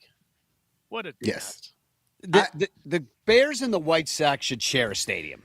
Let's bring that back, and let the teams be run by the city, and let the city get the money and not the billionaires. Right. Or build the stadium over in that area and help build that area up more. Because when the White Sox went, it didn't do it. That Fandom didn't stadium do it. blows. And I'm not just biased. If the White Sox had a good stadium, I would go to White Sox games. I like going to all baseball games. Major league level play, I would absolutely go to White Sox games if they had a better stadium. That place is a dump. The food's better. The food and beer's better than Wrigley. I don't go to a baseball game to eat. Me neither. Especially if it's Wrigley, because it's too expensive. But I always have to eat while I'm there. That's all I'm saying. And fucking Wrigley, I'm just like, everything's gross. I like going to White Sox games. I got no problem with the White Sox games. I wish that Comiskey was still there. I wish we had 200-year-old ballparks. I agree. That was a mistake. I totally agree with you. Lyle, I am glad that you ended that with these owners need to pay for their own fucking stadiums. Boom. Yeah. Like we were talking earlier, these are hobbies for these assholes. I know. But this They're is one not family that fucking- their whole life is the team. but they're still loaded. You know, like I'm just like, fuck you. Still, you can still afford to build the fucking stadium. Yeah, they still have billions now. Or just fucking stay there. And here's the thing I hate the most, though, is all these fucking asshole Bears fans out there who are upset with the state of Illinois and Chicago because they want the Bears to pay their fucking share of it. I know. I literally saw this on Reddit. Somebody saying, you know, they make $600 million a year, and the city and state want them to pay $200 million for the infrastructure. And I'm like, yeah, that's 30%. You know who else fucking pays 30%? Everyone. Yeah. That's what taxes are. And taxes go to infrastructure. You fucking pay that much money. The difference is, and this is why they always hide it in that 30% bullshit. If you or I lose 30% of what we made this year, that's a big deal, right? But it's if you have $600 million and you lose 30%, you still have $400 million. I know. Yeah, it's not about the percent. That's where the flat tax gets you too. They're like, "Oh, everybody just paid 10%. It's good." It's like, no, 10% to me is a lot. 10% to that guy is he's still got 50 mansions and a private plane. Yeah, it's a regressive tax. It only makes sense to fucking 12-year-olds. Almost with every pro team, I almost say for all municipalities, I know it's valuable to them. That's why Indiana wants it. It would be good for them. But I almost say let them fucking go if they won't pay for their own stadiums. But also everybody just needs to fucking bear down and say, listen, you pay for your own shit. Also, didn't Chicago I worked downtown in the time and had a direct view of them putting that monstrosity UFO inside of the old Soldier Stadium to build a new one. I mean, it's not that old. Why is it so outdated already? Why? It's 20 years old. I know. It's crazy. Nothing. Well, it's ugly. It looked that looks still stupid. paying for it. That looks stupid. They did a terrible job. Well, they dwarfed the original. Yeah. It's hard to get to. Like, I can see why people want it to be different for both the White Sox and the Bears, which is why I think they should combine and just make this giant multiplex.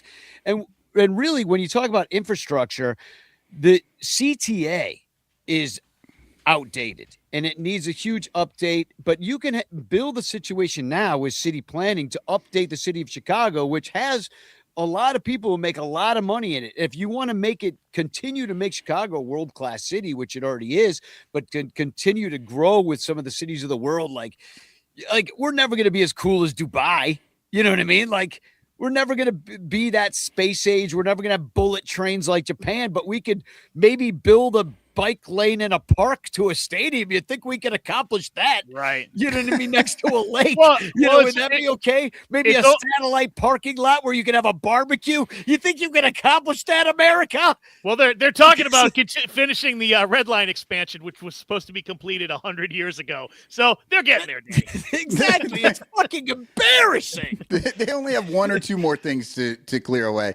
Yes. No, I really do wish more cities owned their teams. Honestly, I wish when these families would the get only to the reason point to where be a closet Packers fan, where they're gonna sell, that the cities would buy them, because look, the fans, it's expensive to have a team, but if you're pulling down $600 million, which is the probably bullshit amount of money that they say that they make, I think a city would be great. They'd be happy to have an extra $600 million every fucking year. Those windows closed, though, about 20 years ago, Michael. I mean, yeah, when the Patriots were sold 25 years ago for $100 million, now they're worth $6 billion. Like, there was still value in some of those teams. You could buy. I mean, I think the White Sox at this point would even sell for $1 billion. It's just they would, but I still think that but they would still probably be worth it. And I totally agree with you. Like, at this, you're buying. Let's buy them. Let's get in on it. Let's buy the White Sox. But you may as well do it, because they were saying the same thing in the late 90s when they're like, oh, it's too expensive, right? But if they had done it then, they'd have a lot more fucking money right now. Woulda, coulda, shoulda. David Woulda, Elliott's coulda, pointing shoulda. out that the Seattle Seahawks are for sale, and they won the are. Super Bowl. We could own if we buy the Seahawks, then we could say that we are Super Bowl champions. They're 'cause I'm talking. Super They're Bowl talking champion. $8 billion. Dude, We'll sell you some know, T-shirts. We'll be good. but here's the thing. Come on, It's like, Patreons. if you bought your team, if your city bought your team, and then you did one of those things where it was like, oh, it's half price tickets for everybody who has an address in Chicago, you're going to get people fucking moving to Chicago. You're going to get everybody in Chicago is going to buy those fucking tickets. It's going to be packed every time. And But they gonna sell out buy it already. So They that, sell so out that already. they can they can they don't sell need us. those tickets. So not only are you making a shit ton of money because everybody's filling your stadium every goddamn week, but they're making money because then they're selling that shit for double and it's not triple every week. to the people from Iowa. Nine games. I mean, I get they have concerts and I guess they'll probably play some soccer there. I mean, no, they won't. It's just going to be for football and concerts, I guess. I don't know. That's another thing they should. Share but that's what they're doing if the Bears run this. I'm saying if you have your own stadium, you can do whatever the fuck you want with it.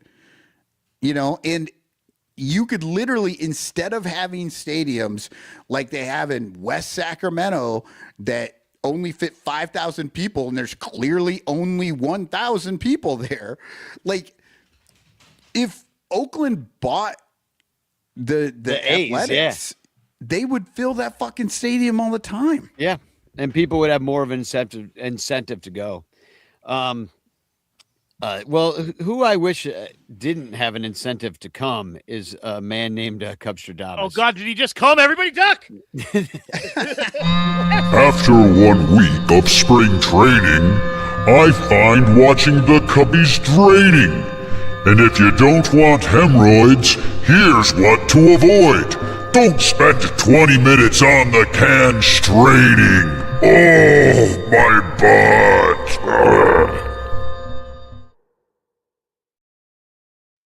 I just saw 4 of his arms disappear into his crotch. I think he was itching his butt. Yeah. He's got at least 2 of the arms. His hemorrhoids have teeth, and they just chewed his arms off. You know what? I'll say, since Cubstradamus has taken on this new life, this new body, he's like a butterfly. Stolen this body. I no longer actually hear what he's saying because I am just watching him and just I'm shocked and frightened. You'll have to listen to the pod. So I do actually have a TFC that has to do with roids, with hemorrhoids. I'll just share this now because it seems I should piggyback off of Cubstradamus's little hemorrhoid video. But the San Diego Padres pitcher, I don't know if you heard about this. It actually made Us Weekly, of all things. This is not even a baseball rag. This is a entertainment weekly rag. But San Diego Padres pitcher Matt Waldron has been benched indefinitely after undergoing a surgical procedure to drain his hemorrhoids. What? I feel so bad for him. I mean, he's in his 20s, right? Like, nobody wants that out there. Nobody wants to. You don't like to talk about. The only person I talk about hemorrhoids with is on this show, and I call him all the time because he's a professional. What do I do? I know. I won't even talk sit about on it. some Like, ice. yeah, like I'm not even my dad. You're like, nobody. There's not my brother. Nobody. I talked to Danny. That's it. Everybody else, fucking. I don't want to talk about hemorrhoids. The worst part is, too, that this dude is a pitcher. He plays baseball. He's a professional athlete, and he doesn't want to think about this at all. And not only, like, I could see one thing. It's in Sports Illustrated. No, it's in the fucking Us Weekly. Right. All the ladies are reading it. His mother was shopping, and she was standing in the checkout line, and she saw that her son's hemorrhoids were being drained. Her mom was rubbing one out to the picture of Antonio Banderas at the beach on the previous page and flipped over to her son's hemorrhoid. And it was awful. She didn't know what to do with herself. But he could probably use one of those cold farts. I'll tell you that much. Yep. By the way, but it's a straining thing. You strain, you whatever, you push too hard. I'm going to guess he gets all his power from his asshole. Yeah. Now, really I pushes don't off. really know a ton about hemorrhoids, but what I do know Consider is yourself lucky. you generally don't drain them, right? No, Like, bad you do. They go in and operate. I thought they cut them out and like cauterize them and make them just fucking Totally stop. They depends. drain them? Depends if there's he might have had a hanger. He might have had a big fist hanging out of his ass. Yeah. I'm just saying, why drain it? Just cut it out completely.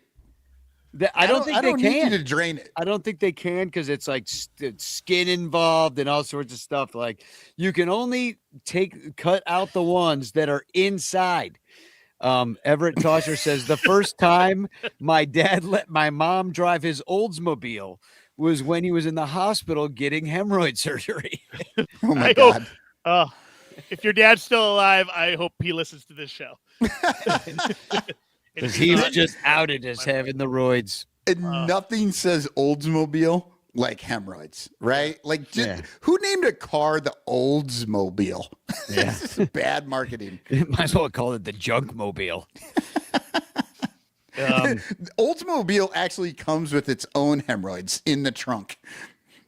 So I'm doing the show out of order, aren't I? But I mean, should I do there's an order, Danny? Well, I don't know.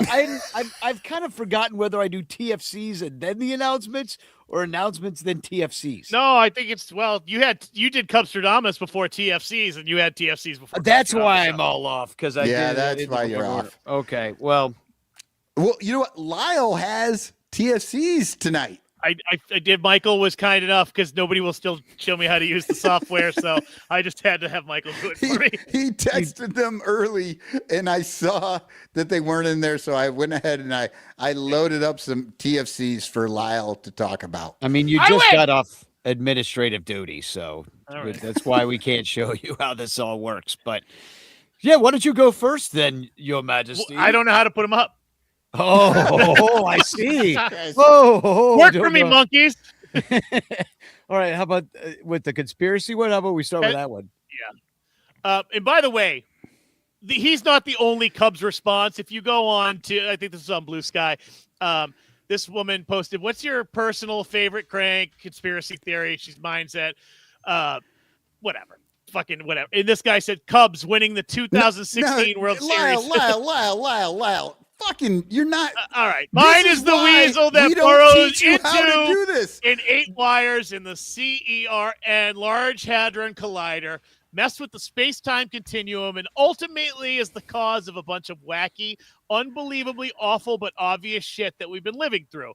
And this guy said Cubs winning the 2016 World Series is why we're in this mess. It's true. But if you go on and look at hers, there's like 30 Cubs responses. It's really fucking funny. It's That is funny, but see, Lyle, joke, like the punchline only works if you set the joke up.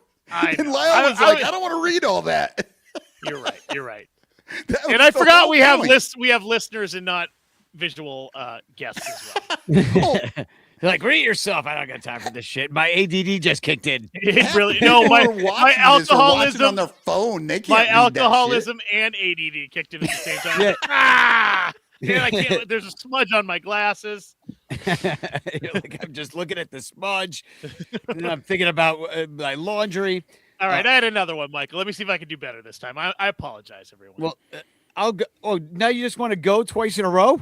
Oh, is that how it works? Oh, look at this guy! Like it's his first time on the show. You guys have never let me play this game before. Go ahead, Danny. Go ahead. I always have to sit here and pretend I'm not mad. So, well, mad people, I got a lot of people mad because I jumped into the Bleacher Jeff fray, and I retweeted this guy named Sox Side Justin, who said, Cubs fans do not pay attention at games. They're there to build beer snakes and socialize. And I said, Sox fans don't even exist. Hang on. And Johnny Tahina, yeah. They gone. They gone. They don't exist. That's nice. I was getting metaphysical with my trolling. I wish he wrote You this do not gone. exist. This gone. This. Yeah. Well, I have one TFC tonight. Oh, I stopped to wait. It's based on all the hatred, the post from PCA talking shit about the Dodgers and everybody getting excited on Reddit and all this. I'm going through, there's a lot of things. I'm like, I don't know which one I want. And then I saw this one and I thought, oh, this is beautiful. Optimal Risk says he gets us. Just like those fucking Jesus ads that they put behind the plate all the time. I've seen it, yeah. It's all Jesus. He gets us. And I just thought that was the best fucking response was, yep, PCA talks shit about the Dodgers. He gets us. Which, Joey, it's a great if you can do a video. Oh, that's a pretty good use of AI. PCA That would be amazing. If video, rip it on the Dodgers. Oh, I love it. Yes, And I would the White love Sox. to see that. It's a twofer. He gets Yeah. us. Oh, All right, now Lyle. Now it's your turn. It's Lyle. your turn to go with Harry. I'm over it. No, go ahead. Go ahead. No, this it's is a good actually one. your turn. I saw this earlier. I don't even remember what it is. Somebody has to put it up. Oh, yeah. Oh, yeah. Harry Carey kept a drinking diary. From 1971 to 72, he recorded 2,604 individual stops at bars, 3.56 bars per night average at the least. And you got to think in season, it was 5 or 6. Oh Yeah. yeah. Oh yeah. No. I mean, impressive. Are we sure? Yeah. down on Rush Street where he would go hang out sometimes. Like it's kind of easy to do because you just bar hop around the neighborhood. He would hit Gibson's and then just do the circle.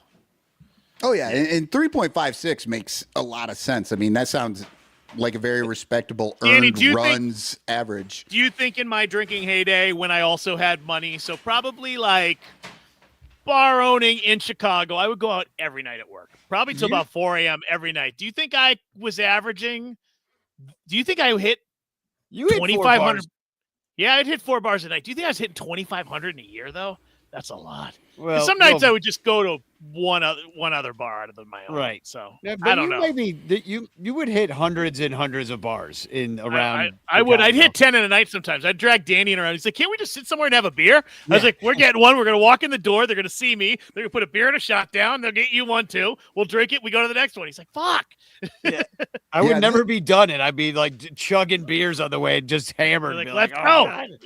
That number really makes me feel like that's like the Wilt Chamberlain 20,000 women sort of thing. Like you look at it and on the surface, you're like, okay, maybe. But then when you really start to break it down, you're like, holy shit. That man was out. And then he had to work the next day during the day. Yeah. What's that? Danny, we know he was half drunk most of those days. Calling baseball games and trying to say people's names backwards. What did he have to do? But for a 120 game, what do you think his call time was? One. Oh, yeah, one. Yeah, Harry. But at the end, oh yeah, he showed up right before the game. No, I'm kidding. He had to do the leadoff man. Were they ever sweating it? Were they ever like, oh fuck, is he going to show up? Is Harry here? Yeah. No, I bet you Harry's the kind of guy that would, just kind of show up. Everybody half in the bag still and sober up, an hour before, maybe. That was my move. I told the work people like, can you do this tonight? I was like, I got this. And then we'd open. They like, what happened to you? I was like, I'm ready to go. Let's do this. You have another drink, maybe sit in the chair. Yeah, sit in the chair, just close his eyes for a moment. He'd be good to go. Yeah. All right. This is the leadoff man. Not to mention a lot of this. I mean, that was the 70s and 80s. I mean, we know what was going on in Pittsburgh, and you can't imagine that it was only happening in Pittsburgh and New York. Yeah. Like Harry knows all those guys. Yeah, doing the toots. The Pirates parrot was a very good friend of Harry Carey. Okay, do I have one more? Oh, yeah, this is another White Sox one, which is I just found this interesting. is that Sam DeRosa said, "This is the most ironic statement ever. Cubs fans are low intelligent alcoholics who couldn't name a single player on their team." And Brisker's season says, mind you, in 2006, the year after the White Sox won the World Series and had their highest attendance in history, the 66 and 96 Cubs had a higher attendance. So up your ass, motherfuckers. They don't Yes, show up to Sam. the game. They don't show up. Like, they don't support the team. And now the excuse is that Reinsdorf is a bitch. And he is a bitch, but they're all fucking bitches. What the fuck are we going to do about it? Like, you know what I mean? Like, Ricketts is a bitch too, but I was here before Ricketts. You were there before Reinsdorf, or maybe not, actually. Well, maybe not. Reinsdorf's been there since like 81. Yeah. And I guess if you're older than 12, that you could say that about Ricketts, but if you're less than 12, then go to bed because it's past your bedtime. You should be watching the show. If you're less than 12, go ask your parents what hemorrhoids are and why do they need to be drained. Yeah. And why Grandpa's angry. And what's an Oldsmobile? Yeah, exactly. Got all sorts of questions to ask Mom and Dad. Where'd you hear these words from? I was watching YouTube. I was watching Miss Rachel. All of a sudden, these weirdos came on. They're in my algorithm. Now I'm a radical Cubs fan. I've been radicalized, Mom. I've never hated White Sox before, but now they're dead to me. Oh, man. God damn it. Well, I hate to bring it down, but I am going to because I just want to point out like something about being a ranter, which like it is like we supporting each other and like things that we're going through. There's a page on the Discord that we call, what do we call it? It's like Neuro Spicy Ranters. And it's just kind of been a place where people have posted not sometimes, I guess, mental health issues, but also like things going on in their lives that are maybe more personal. And even though maybe some of us haven't even met in person, we just kind of dump on there, our feelings. And it's been good. And a lot of good things and support have been given to people. Saw something today. I asked him if it was okay if I put this up because it just brings it home. And he said, yes, that I bring it up. But David Elliott, one of our ranter friends, and he'll be there Sunday. I'm thinking, at least he RSVP'd yes, when we all hang out at Almost Home, watching the game. But he has a student that's been arrested, a former student who's been arrested by ICE. And he had him in class from 7th grade all the way through high school. It says his brother found him in the hallway before school and asked him if he could write a character witness letter for him. That's how he found out about him being arrested by ICE. His sister's in 7th grade and plays saxophone. David's a band director. And there are 5 kids in the family. The one detained is the oldest. I asked if she and her family were okay, and she said, yes, we knew this could happen. I thought the kids were all U.S. citizens. It turns out the oldest was born in Mexico, and the parents moved to the U.S. when he was a baby. He's never known anything else as home, and he doesn't have birthright citizenship. I've written dozens of letters of recommendations. I've never had to write one like this.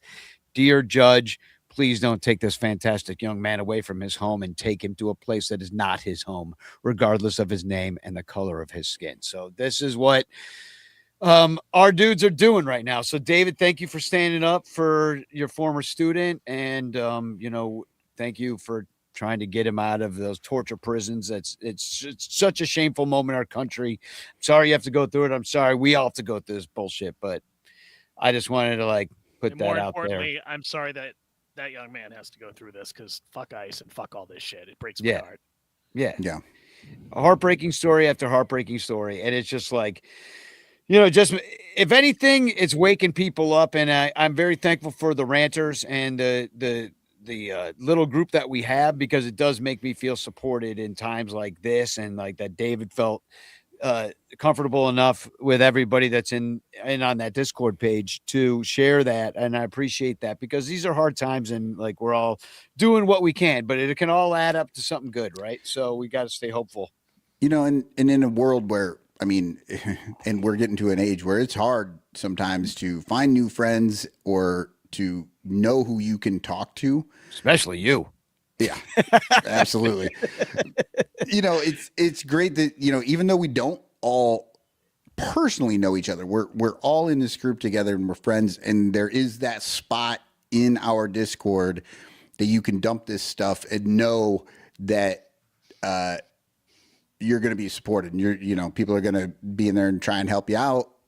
If just to say, hey, I'm with you, I'm sorry about that.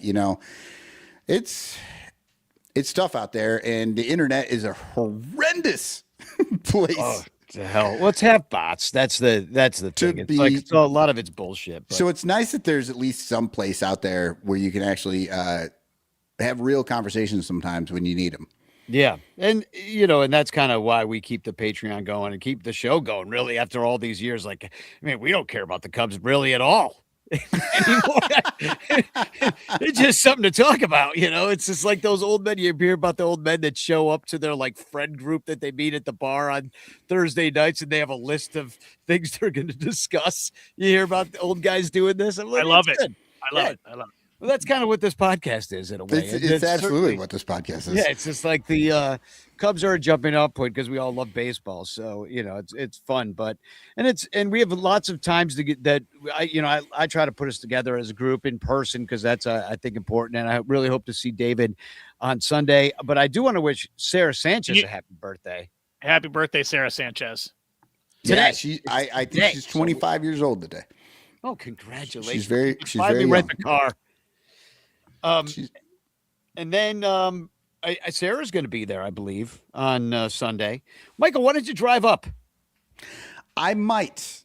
I'm still debating. I've got things going on that I can't commit to anything, but there's a very real possibility I could just get up on Sunday morning and drive up there. But drive I up. Figure some stuff out. 2 to 5. You drive back. You're home by 10 o'clock. You're good. Sleep on Danny's couch. Drive back in the morning. Sleep on my couch. I've done it a number of times. I did that when we went to the Lost Boys thing. We just drove up that day, hung out with the Lost Boys. I drove right back. So it may happen. I'm debating it very strongly. I also wanted to say my 50th birthday is coming up in a few weeks, and if you're not 50 yet, Jesus Christ, yeah, right. If anybody would like to give any money to my radio station, KICI radio.org. In Cincinnati. No, Iowa City. Sorry. Yep. Yeah. KICI radio.org. We have no money. We broadcast to a 5-mile radius.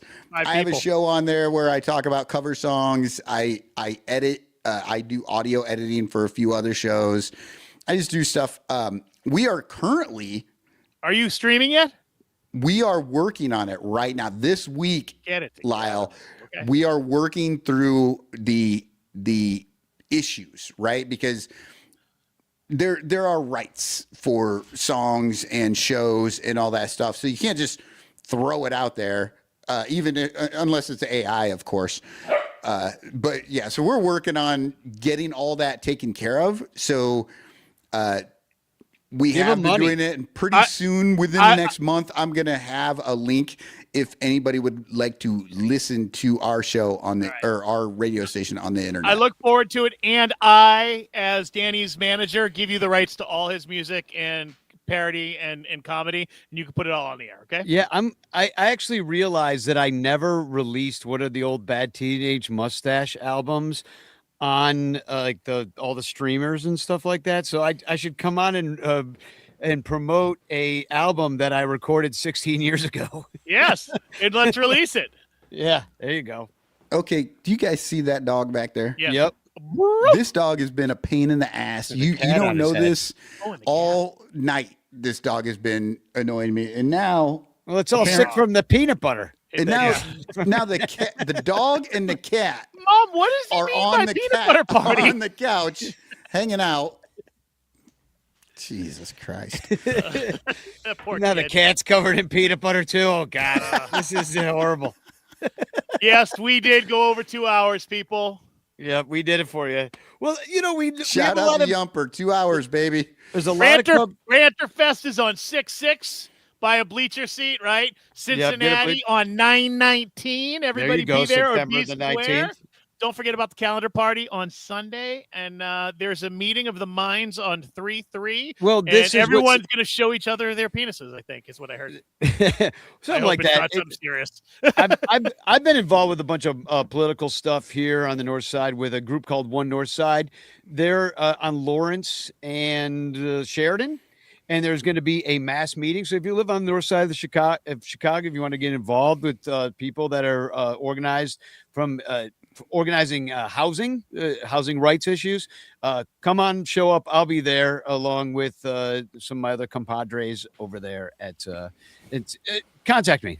And it's Tuesday night, 6 o'clock, I think. I'll be there. So that's all I want to say about that. And that's it. Hashtag chance in the chat. Let's give away a chance postcard, shall we? Let's see who we got in the Am I gonna have to do it again? 17 names. By the way, that's the bitch clock, you fucking idiot.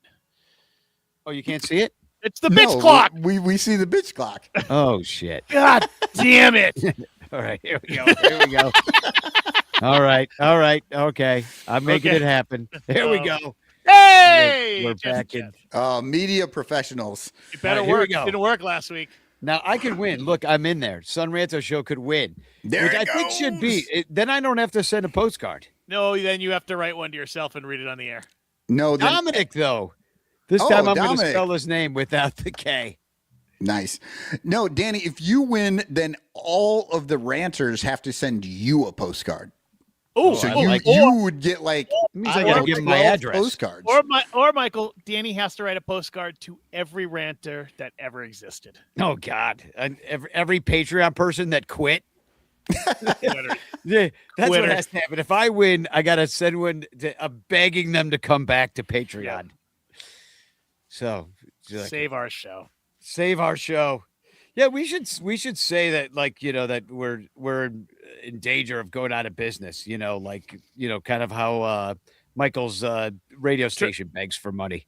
Yeah, we're in danger. Doge took all our funding away. Yeah, Doge took all our ranter funding. Only you could save us. Yeah, we have to act like we're gonna go away. What did Dominic say? That's 3? Yeah, 3 that's wins 3, but he's still waiting on the first 2. He didn't get him. He didn't get him. Oh, come on. Oh, it's in the mail. It's in the mail. Actually, do you know what's in the mail? Is his Razor calendar. I sent it today. But I should have put his postcards in there. Yeah. I didn't. Get your shit together. I know. I'm an idiot. We know that. Yeah. Well, and then on that note. Spagog! Oh, wait. Yeah. There's nothing else. Spagog! No, that is where we're at. Spagog. Well, I wasn't ready, though. Okay. Spagog! Now I'm ready. Spagog!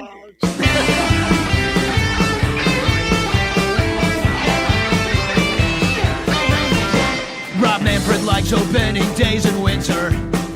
Likes baseball games that don't go on too long. Rob Manfred likes more offense from the hitter. Likes juicing up the ball and hitting domes. Intentional walks with just a finger. And old umpires who are always blowing calls. Likes the National League DH. But one thing Manfred hates. Rob Manfred hates baseball. Rob Manfred likes a pitch clock for the pitches. And batters who stay inside the box. Likes lessening the ball drag with lower stitches. And half the teams making the playoffs. Rob Manfred likes pitchers who face 3 batters. And not paying minor leaguers at all. Like the catch don't block the plate. But one thing Manfred hates. Rob Manfred hates baseball.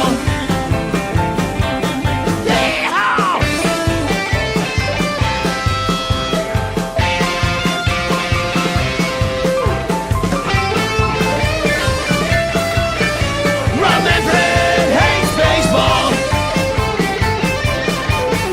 Rob Manfred likes TV deals and blackouts. He likes letting the Houston Astros cheat. He likes how ticket prices keep the fans out and Xing teams out of the minors.